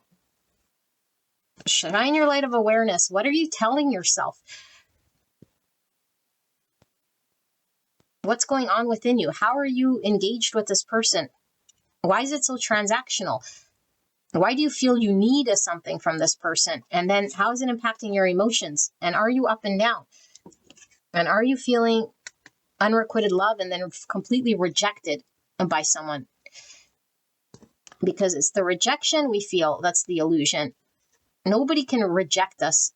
They can just be traumatized and blocked themselves. You know? And so we'll know by the level of rejectiveness we feel. That's sort of showing how healed we are. So it's just reflecting to you, this person's comings and goings and what they do and don't do should not impact the love you give, the love you feel, the completeness you feel, and the conditions you put on love here going forward, whoever you decide to be with. But it stems from looking at within and really how you engage with love. And so how do you love yourself? How whole do you feel? How much of an attachment do you feel to an external validation of something that will bring you something you think you need or you lack at the end of the day? All right. And so this person's going to keep pulling at you. I feel like, you know, they could use whatever they use here in whatever means, and it might keep getting you stuck in cycles or making you feel trapped. And it's like, this is why. You got to see this. You got to understand this. You got to confront this. You got to deal with this. And the only way to do it is with the truth, not with the program. The program can't solve the program. It only knows one thing. It has its program. It runs its program. That's all it does and all it knows. The self that's outside of that program, okay, which is the true self or the enlightened self or the one that's not in program, is the only one that can see that program in action. The program in action can't see the program in action. Okay, I hope this makes sense. And Spirit is telling you, like, I want you to be happy and I want you to experience peace and I want you to experience joy and balance, you know, like balance, but the balance comes within. And we must reach the state within before we can experience a divine union or divine love or the truth of love, because you've graduated from loving people in a way here that's superficial or just transactional or controlled, or them maybe building up your egoic story and it doesn't do anything anymore, because just somebody building up your ego doesn't mean anything. That's not love. Anyone could build anyone's ego. What do you do? All right. So pile number 2, this is your reading. I love you very much. I hope this helped you. I'll see you at the next one. All right. Bye-bye. Hello, pile number 3. How are you? You guys picked the Queer Tarot, and we're looking at the person on your mind and what it is that you still don't see or understand, or what has yet to be revealed about this person on your mind. Okay, now this could be something they're withholding. This could be something of a lie by omission. This could be something you maybe intuitively already sort of know, but hasn't been confirmed or expressed or whatever this is. But it's revealing something here to you, a truth, okay, that hasn't yet been understood or seen by you. And this could definitely be your own energy. Like I always say, if that's the case, go to another pile. I can't help how the cards come through here, okay? So pre-shuffled oracle cards, I've not looked at them. Best way to know whether this is your pile is to sit through this card layout. And then we'll do some tarot and we'll get some clarification, okay? So we have holding on. All right. And then we have, oopsie, We have discharge, 29 and 2, defense mechanism, ego level, awareness, refusal, self-forgetfulness, inhibition, self-censorship, needs suppression, unconscious prohibition. Type 2, the helper emotional center between giving and receiving with the root chakra. And then we have 49 and 4, envy, perpetual dissatisfaction, jealousy, greed, desire, longing, and comparison. Sin, ego level, the individualist emotional center between lack and abundance with the purple. So I'm feeling Pisces and Aries, Scorpio, and Libra. Okay, and then we have the waterfall coming out of the beautiful forest here. Love it. The waters talk about emotions. Okay, this could be like a release of emotions coming through here. And then and a little bird. Birds talk about communication. We have a lizard. Lizards could talk about the dream space. Okay, and then we have this it does look Japanese, okay, and this tree. I forget what these types of trees are called. I don't think it's a money tree, a Japanese tree. So culture is coming through. I am feeling Hierophant just with culture, but Japan could be significant here.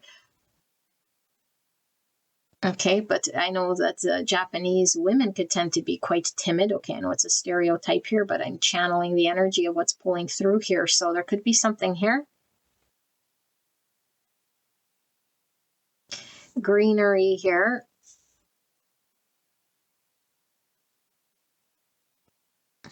Okay, let's keep going. And then we have this guy who's painting. And I don't know, is he a jailbird? Bob Ross painting, but it's not Bob Ross. He has no hair here. And there outside is a whole bunch of buildings.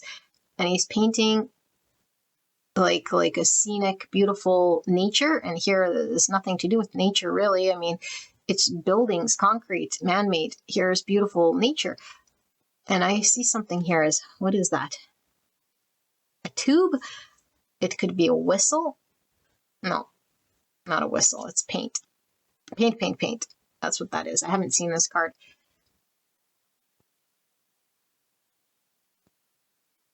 Okay, interesting. Very interesting, this energy. All right, then we have loss. And we have Saturn in Pisces, number 12. Pisces energy, Taurus, Libra with the 3. Scorpio with the crow. More bird energy with communication. Death. All right. And then we have Mercury, Saturn, 24, or the number 6. 6 is Gemini and Capricorn. Mercury is the ruling planet for Gemini and Virgo. Saturn's a ruling planet for Capricorn, Aquarius. Lots of signs pulling through this reading. My goodness. Mercury and Saturn. Yeah, something with communication, like the birds that's challenged here. Nice challenged here, okay? Break, 9 and 45. So it says step back, time out, silence. Yeah, some sort of inability to communicate. Pause, reflection, interpretation. Type 9, the peacemaker, instinctive center between forgetting and asserting oneself. Neutral, event, ego level. Interpretation kicked me back to this. It's like, here's the building and the concrete, and here's my interpretation, because I'm seeing and then funneling it in a certain way that's like different than that. Okay, but break could be a pause, a no contact, a separation. Someone's turning their back here, solar plexus energy. And then we have the shadow, Pluto, Scorpio energy, and also Leo and Aquarius with 98 and 8. This is compassion, love for the other, feel the pain, goodness, mercy, human-centered, being kind-hearted. Type 8, the challenger, instinctive center between strength and weakness, rational quality. Then we have appearances with 66. Master number, service is a source of joy in which one pours from an overflowing cup, not martyrdom. And then 3, divine empress, divine feminine, relationship trap, stress level, appearances, getting noticed, showing off, parading, dazzling, flashiness, and loves to impress, the solar plexus. And then we have this belief, 11, divine inspiration, synchronicity, and the encouragement to keep going. The frequency of belief supports our sense of self-worth based on our gifts and talents and a strong connection to source. Wow. 66 and 11. You might be seeing 6611. take that as confirmation if you are seeing that, or Google that angel number and see what pulls through, because I'd be curious to know. Maybe there's additional message. 6611. Okay, and then 10, 21. And number 3 again. Or was 3 coming through right there? So 10 and the light attributes is very flexible, adaptable. So it could change its sort of perspectives. It could hold multiple perspectives here, okay, but in its shadow, it's weak. You can't put a whole lot of pressure on this thing, you know. It might snap. It can't support a whole lot here with the 10. This might be a need to have multiple perspectives here, be flexible, okay? Everything you need too soon. Number 3, clouds here, can talk about uncertainty and confusion, Aquarius energy, and then Taurus Libra energy. Then we have 3 people jumping in suits. So it's giving me these buildings here, you know. I work in a corporation of sorts. 3 people jumping up and down, celebrating.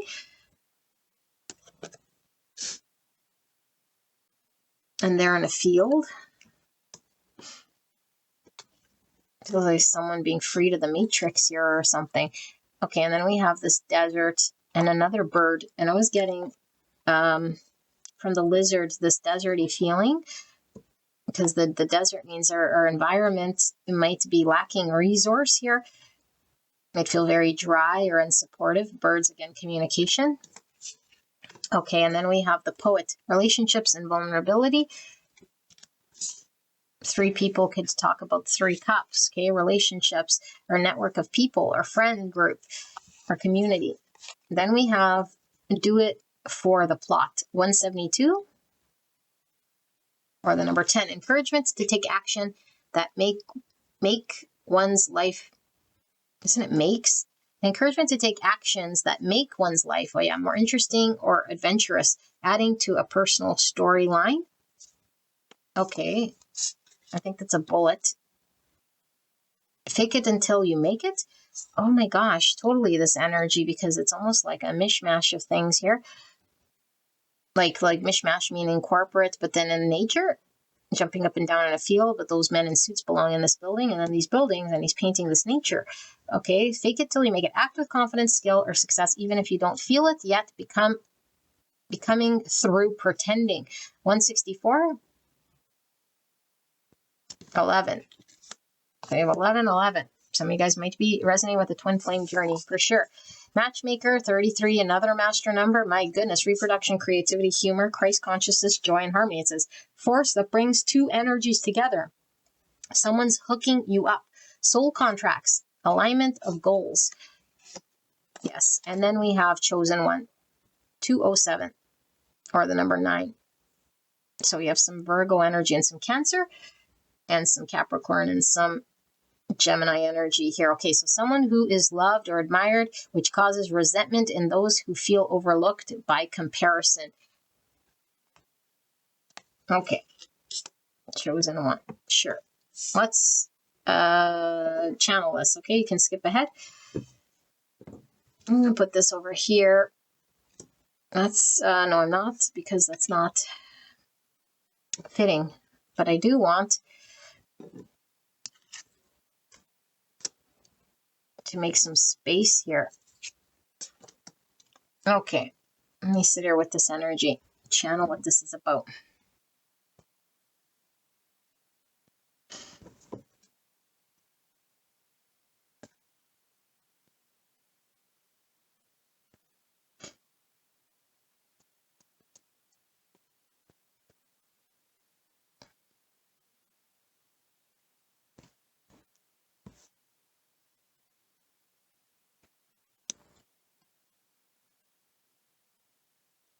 Okay, pile number 3. This one is kind of the more difficult one for me to channel out of the 3 piles, because there's lots of things I still don't really see or understand, which could become clear as I start to channel, okay? So sort of sit with me while I unpack this thing, which not all of it might resonate. I will say what's sort of coming through very strong for all of you guys, and then what might be just more select, because I think there's some select things here which isn't relevant to all of you guys, but I want to make sure that you are getting all the information I see here because that's my commitment to you, is to channel everything I sort of see here. Okay, and it's up to you to sort of apply it as you see. I do feel I'm channeling your person here. Okay, but we have Pisces and Libra and Aries, Scorpio, Cancer, Virgo, Taurus, and the Leo. I don't know if I said that. And Gemini and Capricorn. Okay, and Aquarius. I know lots of signs here in Scorpio, which I think I did say already. Okay, and Pisces. Wow, lots of signs, lots of signs. So I don't think that's totally going to help you so much here, but because there isn't one really big driver of sign. But what you will know about this person that I'm channeling here, I feel this person is still really sort of materialistically superficial, you know? They're pretending, and I think they're in denial. And I think what you need to know is when they're in this energy, it's not that they're knowing that they're pretending. They're really in denial. And maybe you really needed to just know this, you know? But why are they in denial, and why are they pretending? And what are they pretending exactly? I feel like this person is in an environment that isn't for them. It's not aligned to their truth. And they continue to support that thing because there could be a heaviness that comes with that, such as, what would people think? Or if I do that, I have a belief within me that I would appear in a certain way if I did what I wanted to do or aligned to something that truly speaks to me. But I don't think they're consciously saying that, so I'll just avoid it because they're in denial, you know? So it's a strong energy here of my belief in what others would think of me or what I think of myself drives my actions, so much so at the expense of my happiness. And so I do feel like there's something here about speaking one's truth. And I feel like this person could be so much in denial that they're not speaking their truth, and it could be very frustrating with you. And I do feel like it could be very I don't know what the word is here, okay, without like, I don't know, casting some form of a judgment here, you know, without calling this person cowardly or distasteful or something like this, because it seems like this person just sort of bends to this thing. And so it could seem very like flaky, you know? I don't know what other words to use here. But what you need to know is this person's environment is like not supportive of this person's growth. This environment is something this person is going to have to finally experience long enough for them to come to an understanding and really sit with that truth for them to make changes in their world. And I do feel like this person might have like also an imposter syndrome that pulls through here. And so instead of us wanting to believe that we're not good enough or lacking or that sort of thing, what we do tend to hang on to is what we dress up as something that is for me, you know, or where I do fit in. And so they could be like kind of having an impact in that world, whatever world they are choosing.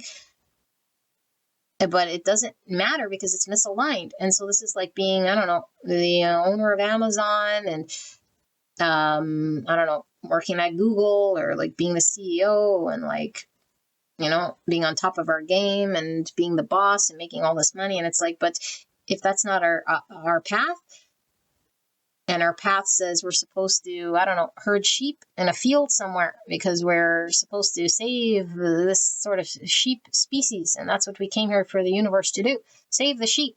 Then that's the path. And we could resist it all we sort of want here, you know, but it doesn't mean that that's not our path and that's not where we're supposed to be sort of leaning into. Now, this could go the opposite way. We could be working with sheep and something like this. But our calling is to be the CEO of Amazon. Like, it doesn't really matter so much of the thing, but what it is saying is that it's misaligned in the purpose of this person. Okay, now how does it tie back to you in this connection? Because I do feel like this person is sort of tied to your energy in a way here that is more in line with their authenticity to drive change in their world. And I think this person is like holding back from you, or withholding communication or truth from you, and then clinging to and attaching to a world that they know. And I do feel like this person believes strongly within their being that the purpose, where they're being called and aligned to, is whatever story they tell themselves, but it's really a fear of being judged, or others creating a story about them that makes them feel like that then isn't my truth then, because I wouldn't want to experience that. But it's like, yeah, but no one would want to experience this or that. And it's not about wanting to experience whatever. This is about standing in our truth and our alignment. And so they could fight and stay out of alignment here for sure. But what Spirit's saying, what you need to know is there's a dream in the soul here that knows of a truth, and it's not going away. No matter how much this person doesn't go after it or speak their truth, because I feel like this person feels to me, okay, this is like a word I'm using, but it's like a weak of character. It's like weak of character because I am going to refuse what's best for me. And especially if this person's dressing this up as for the good of all, or because I must be there, but that must be there, that martyring thing is like, actually, it's not about the other people or your role or that. It's really about you dressing it up to protect your fragile ego of this lack of alignment, this inability, or this confidence that you can have to go do the thing. And so I feel like this person is, I don't know what sort of pressure they're putting on themselves, but there does seem to be pressure, and it could be their environment as well as supporting that. But it's through an understanding of compassion that this person can then lean into that energy without putting a whole lot of pressure in who they got to be and what they got to do. And I do feel there might be an imposter syndrome. Like I said, I don't know if I did say that, but it's like an understanding or an idea of who I'd have to be aligned and what would be expected from me. And I see others in that way, and that's not me, or I can't do that, But what I can do is this thing. It's like, well, is it because it's familiar? Is it because it's bringing fulfillment? Is it because of anything? So I do feel like there's some sort of kickback they get from where they're at, Look at me. It does seem to stroke their ego, whatever that is. But it's like trading our soul at the end of the day for immediate gratification, or for some sort of scratch, or some sort of thing that fulfills them temporarily here.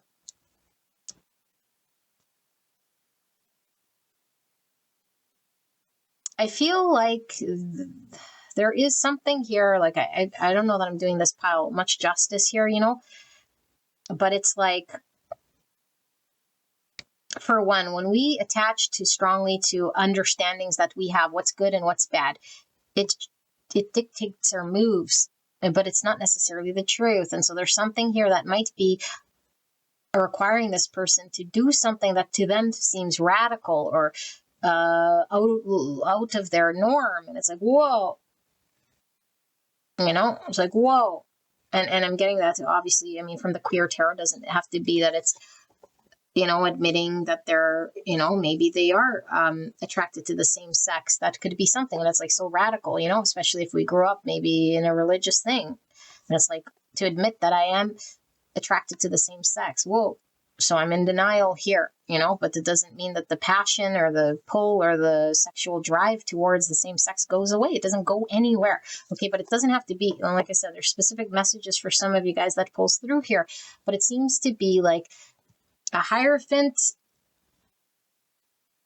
thing that keeps me in line So my culture, my belief, how I think I need to be, or what my people think of me, or my community expects of me, or I have this presence. So they could be on social media, they could be, they could be famous, they could be well known. Everybody knows of me this way. And to be that in which my truth is aligned would require a different me that I'm not, but it's like we're just writing it off that we're not. It's like, you haven't done it, but that doesn't mean it's not you.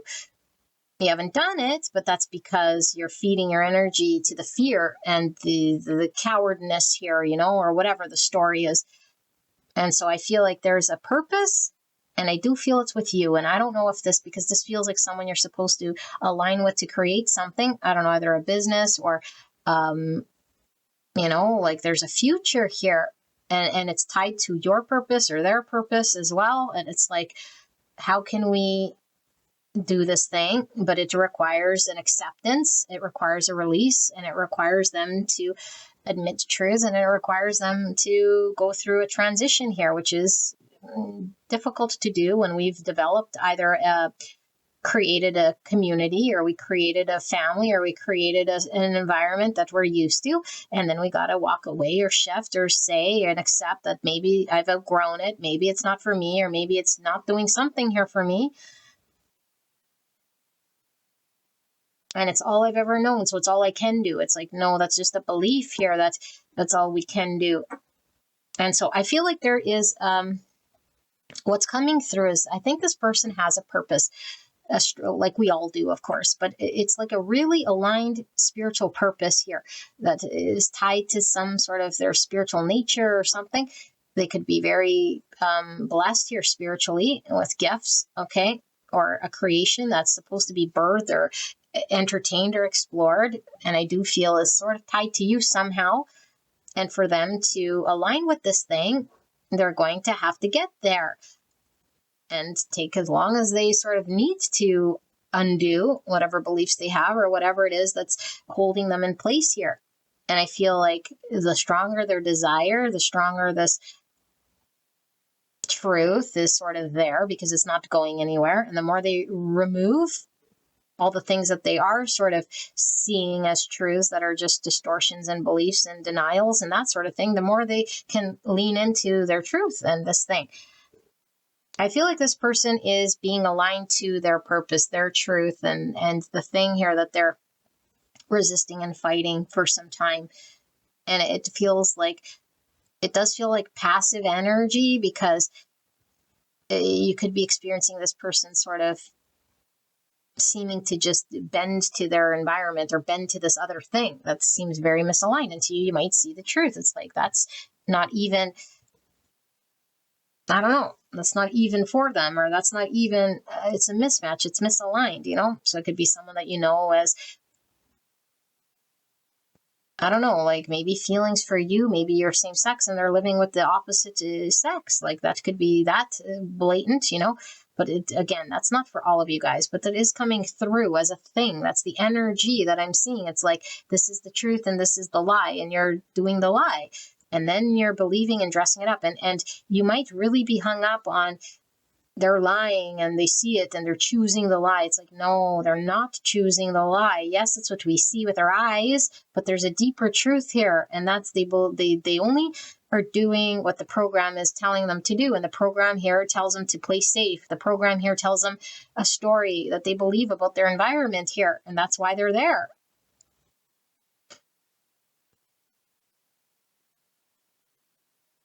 And so I think that it's too good for them. Whatever it is here, they feel not prepared, although, of course, it's just a belief we have. And it's like the truth of what is aligned feels scary and real to me. So I'll just play small. And even if, like I said, they are famous, it's still playing small, because what's real and authentic is scary. What's fake and shallow and materialistic feels easy.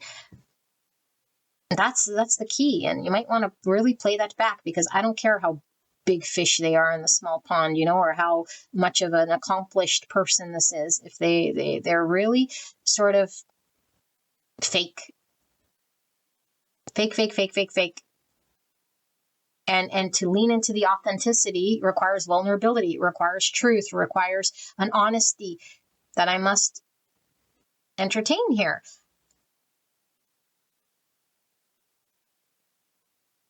And so I feel like there's an ego about this person, you know, and it's running with a story that they're saying why they need to sort of be there or do that thing. And maybe they're painting themselves up as a hero, or this is the good thing, or I'm doing it ethically or morally or something. And I don't know, I feel there's a lot of people sort of influencing this. So their environment, there's people that influence this thing. And you guys might have, I don't know, maybe you stop talking to this person, or you're like, I don't know, I don't fit into that world with that person, or they turn their back on you, or they're like having to navigate through this time.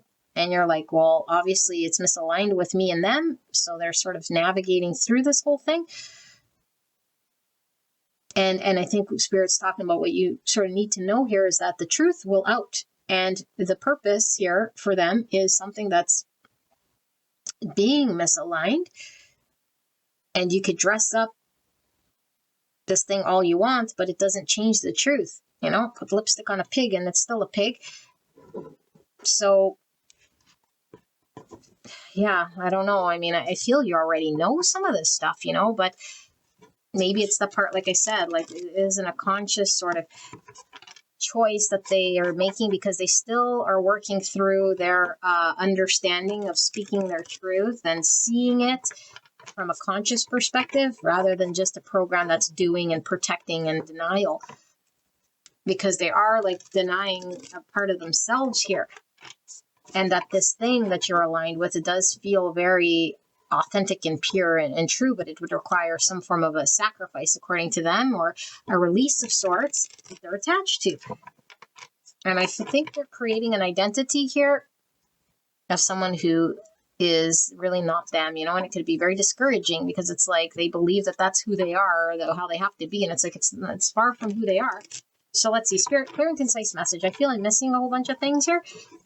But I do feel they're a prisoner. I feel they're captive to their environment. I feel they feel stuck either which way, and they will feel stuck because I feel it doesn't give them the freedom. Anytime we're sort of living someone else's story of who we should be, even if it's our parents or the ego we created or the self we created, we're not free. This person feels trapped. This person is not free. This person thinks that they're creating a world here that's giving them freedom, but they're really still trapped. That's at the end of the day, you know? And so they have the strong belief. They might think that they are free. They might think that they are more in control than they are. That's really coming through. It's like, I don't know. It's a belief that's untrue about what they can manifest and what they can control. Meanwhile, Spirit's saying, no, you're really, really, really trapped. You're in an illusion at the expense of your happiness here. Okay, so let's see. Clear and concise message for the greatest and highest good of pile number 3 and the person they came here about. What is it, pile 3 doesn't know about the person they came here about? What do they need to know in regards to what hasn't yet been told to them or revealed to them or understood by them when it comes to this person? Please help me to channel this thing in a way that pile number 3 will understand. Thank you, Spirit. And thank you so much, pile 3, for allowing me to tap into your energy, the energy around you at this time. Now, I haven't used these cards in a very long time. I feel like maybe you haven't talked to this person in a long time or seen them in a long time, or maybe there's a long period of separation here. Okay, High Priestess in reverse. I said what we don't see or understand or know. This is High Priestess in reverse, okay? So there's a not seeing here. And then we have the 9 cups. And we have the Magician. Remember what I said? They think that they are controlling their world and creating and manifesting, which they are. Everyone manifests their world, but I think they are under some understanding of a manifestation that they're doing here for their highest good. And really the manifestation is just perpetuating what isn't aligned. Okay, ducks in a row. I just heard, so I feel like this is about getting the ducks in a row. getting the ducks in the row would require some form of involvement with the universe here to manifest the thing that would actually make us happy. And this person, again, I'm in denial. I'm not being truthful. I'm not listening to the truth of where my intuition and the divine is sort of leading me to what would actually make me happy. And so what I keep manifesting is this false happiness, this false happiness. And then I tell myself, this is my happiness or something like this. 9 of Pentacles. So the 9 self cards, because this is all about the self, it's having confidence in self, to trust oneself, to make decisions that are aligned with our truth, that make us actually happy, not what other people want us to be or do. And we could be very materialistically stuck in a world that does something. And so we keep manifesting more material things to prop us up and say, this makes me feel good. But it's like, but the soul, something really materialistic about this person's coming through here. Okay. Yeah. Page of Swords. Again, don't see and don't understand. Okay. And you guys had the Mercury and Saturn, because I feel like through a long process of commitment and sometimes suffering and challenge, do we begin to understand and see, so we could speak our truth and really manifest our thoughts into things that are actually emotionally fulfilling here. I feel there's again, even like a no contact, maybe for some of you guys, like this person could be very challenging when you talk to them, or defensive, or saying the opposite of what's true. So what it feels, it's so frustrating. You guys must be very frustrated with this person. It's like, I see your truth, and it's like everyone maybe sees it but them, But I do feel like the environment around them is like, I don't know if it's encouraging this, or it's keeping them sort of telling themselves it's okay in some way. Temperance, healing, and balance. King of Pentacles, the materialistic cards coming through very strong, although King of Pentacles isn't necessarily, but in the shadow, it's at the expense, because we're holding on to the thing I built and the structure here, my responsibility here, my commitment here, rather than an independence, because I'm free and I'm autonomous from this thing to go and do whatever my next thing is, I'm sort of like, I'll die on this hill that I've created here. So 7 Pentacles in reverse. And then the Queen of Pentacles in reverse. Materialistic, a dependency. So this is frustrating. Okay, we have divine counterparts, earth signs here, Virgo, Taurus, Capricorn. Okay, this could be the father or mother. This could be the father of a child, the mother of a child. This person could be married, not necessarily to you. Okay, this seems to be some form of almost married or something like this. Okay, but I feel like it's like the community and the dependency I have materially. And that's where I'm hanging my hat and saying that this is where the emotional happiness lies. And I invest there, and that's why it manifests. But the investment there isn't generating anything new, nor is it generating emotional happiness. And it's going against my truth.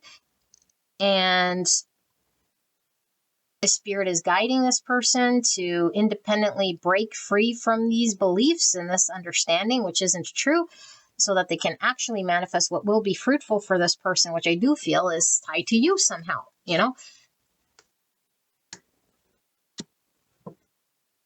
And so maybe it's difficult for this person to walk away from their money, or their house, or their land, or their marriage, or their thing here. Sagittarius, Pisces, Virgo, Taurus, Capricorn, heavy Virgo, and Gemini coming through this reading. But I don't know why Temperance is here, because sometimes this could be a transition.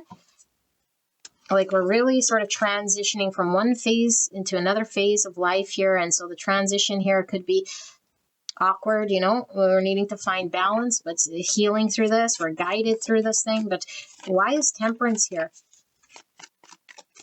Why is Temperance here for pile number 3? And this person that came around, walking away from what doesn't emotionally fulfill them. And they got to do the 8 cups to walk towards what will emotionally fulfill them. That's the healing that's happening. And I think what Spirit is talking about is this is being balanced out. This is transitioning here. This person is in the process of walking away, okay? Although I think it may be energetically this is shifting and changing, but in the material realm, it doesn't seem visible.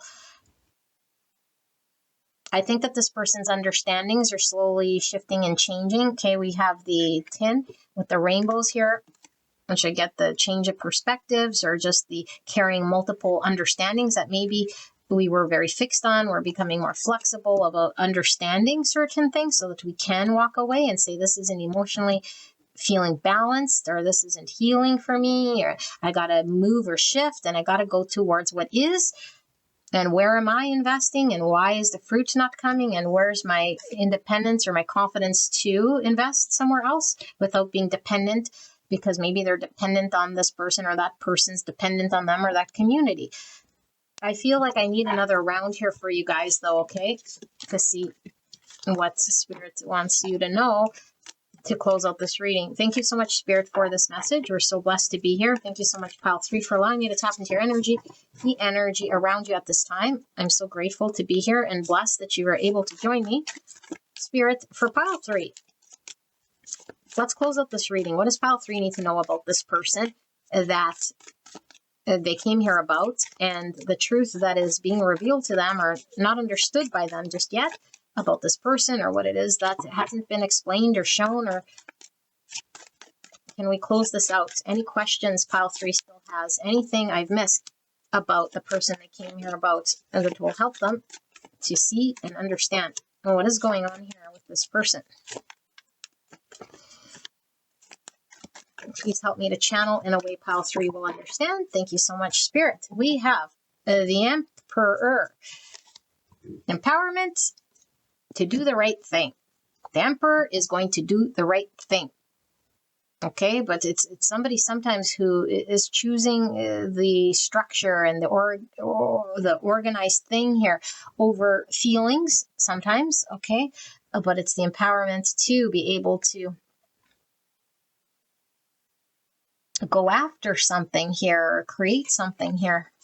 10 of Cups in the reverse, emotionally dissatisfied.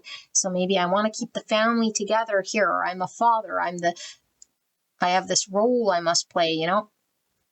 And I think they're distorted in regards to what the Emperor would look like and would invest in, because an Emperor is going to do the best thing sort of for the community rather than the best thing that they think is going to make them seem or appear justified or their virtuous self. I don't know. Something here about at the expense of emotions and building a potential future here. Okay, Page of Pentacles in reverse, turning down opportunity.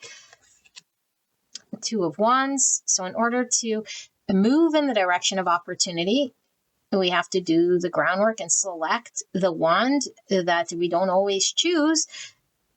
But we got to get out of our comfort zone to choose that wand and not choose that wand that keeps us sort of stuck. And I feel like it's at the expense of a new opportunity with you. This feels like a business opportunity is what it feels like, you know? Business opportunity. Feels very materialistic here. Page of Wands. Yeah, won't explore the early stage of something that can be explored, an opportunity to entertain something, but I'll stay sort of put here. And maybe not even seeing that it's an opportunity for me because I believe something so strongly here. Star, healing. Again, the purpose. My future purpose, the destined path in which I'm being called to align with, will require a shift in perspective. It's going to heal my perspectives. It's going to heal something from within me, but I got to claim it. I got to go after it. I got to believe in my ability to go down that path to attain this happiness here. Okay. 7 cups in the reverse. So I don't see the road in front of me. I don't see the opportunity. I don't see the choice in front of me. This person's heavy in denial. I don't even think they're confused. 9 cups. And then the High Priestess in reverse again. Pisces, Aquarius. So And Aries, what's this telling me? If this person wants a 9 cups, if they want a 10 cups, 10 is with 2 people. They build, feel a future, happily ever after, family, I don't know. It's coming together. It's more than a 9 cups because it's the ideal thing. We can actually have harmony with other and build. And I feel like this person is stuck where they are in their world right now. And they're telling themselves that it's a 9 cups or this is the max of the experience that they had. So that's all they know. And so if I've always been in a dark room and I had a lamp and I didn't know that a light could come, in the room that could shine or open the blinds in their natural light. And I never even knew that existed. I think the lamp is as bright as it gets. This person thinks as good as it gets. That they don't even see, that there's a curtain, that there's a light switch, that there's something bigger and better and greater here for them to engage with. But the truth of this whole thing is that it's a star, which means the universe knows the purpose and the universe knows the destiny and the universe knows what's needing healing here. And the universe can show and reveal until this person sees and understands and shifts so that they can consciously choose, because the universe doesn't choose for us, but it puts in front of us truths. And I feel like what you need to know is this person doesn't even see yet. Because this to me is someone really in denial, They don't even know what they don't know. They don't know what they don't know. So I don't know if this is someone that I don't know. Did you tell them something here that they need to know, about you or about this opportunity? Because it feels like this person's in the dark. Focusing on what they're supposed to be focusing in on, but their happiness is still in the future. This experience is still in the future. And right now they're just sort of staying small and being asleep and doing what they always do and will do what they always do until they don't do it anymore because they're pushed out of it, and Spirit will push them out at some point in time, but I don't feel it's happening.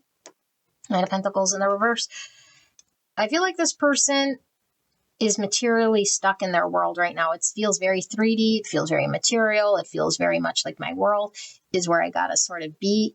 And there I will continue to be until I see otherwise or understand otherwise or explore only when it becomes apparent to me that I must move out of this energy.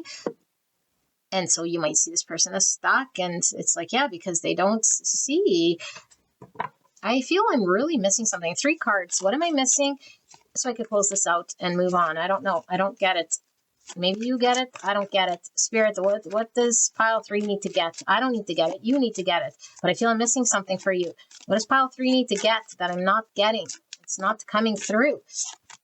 They need to dissolve their current thing.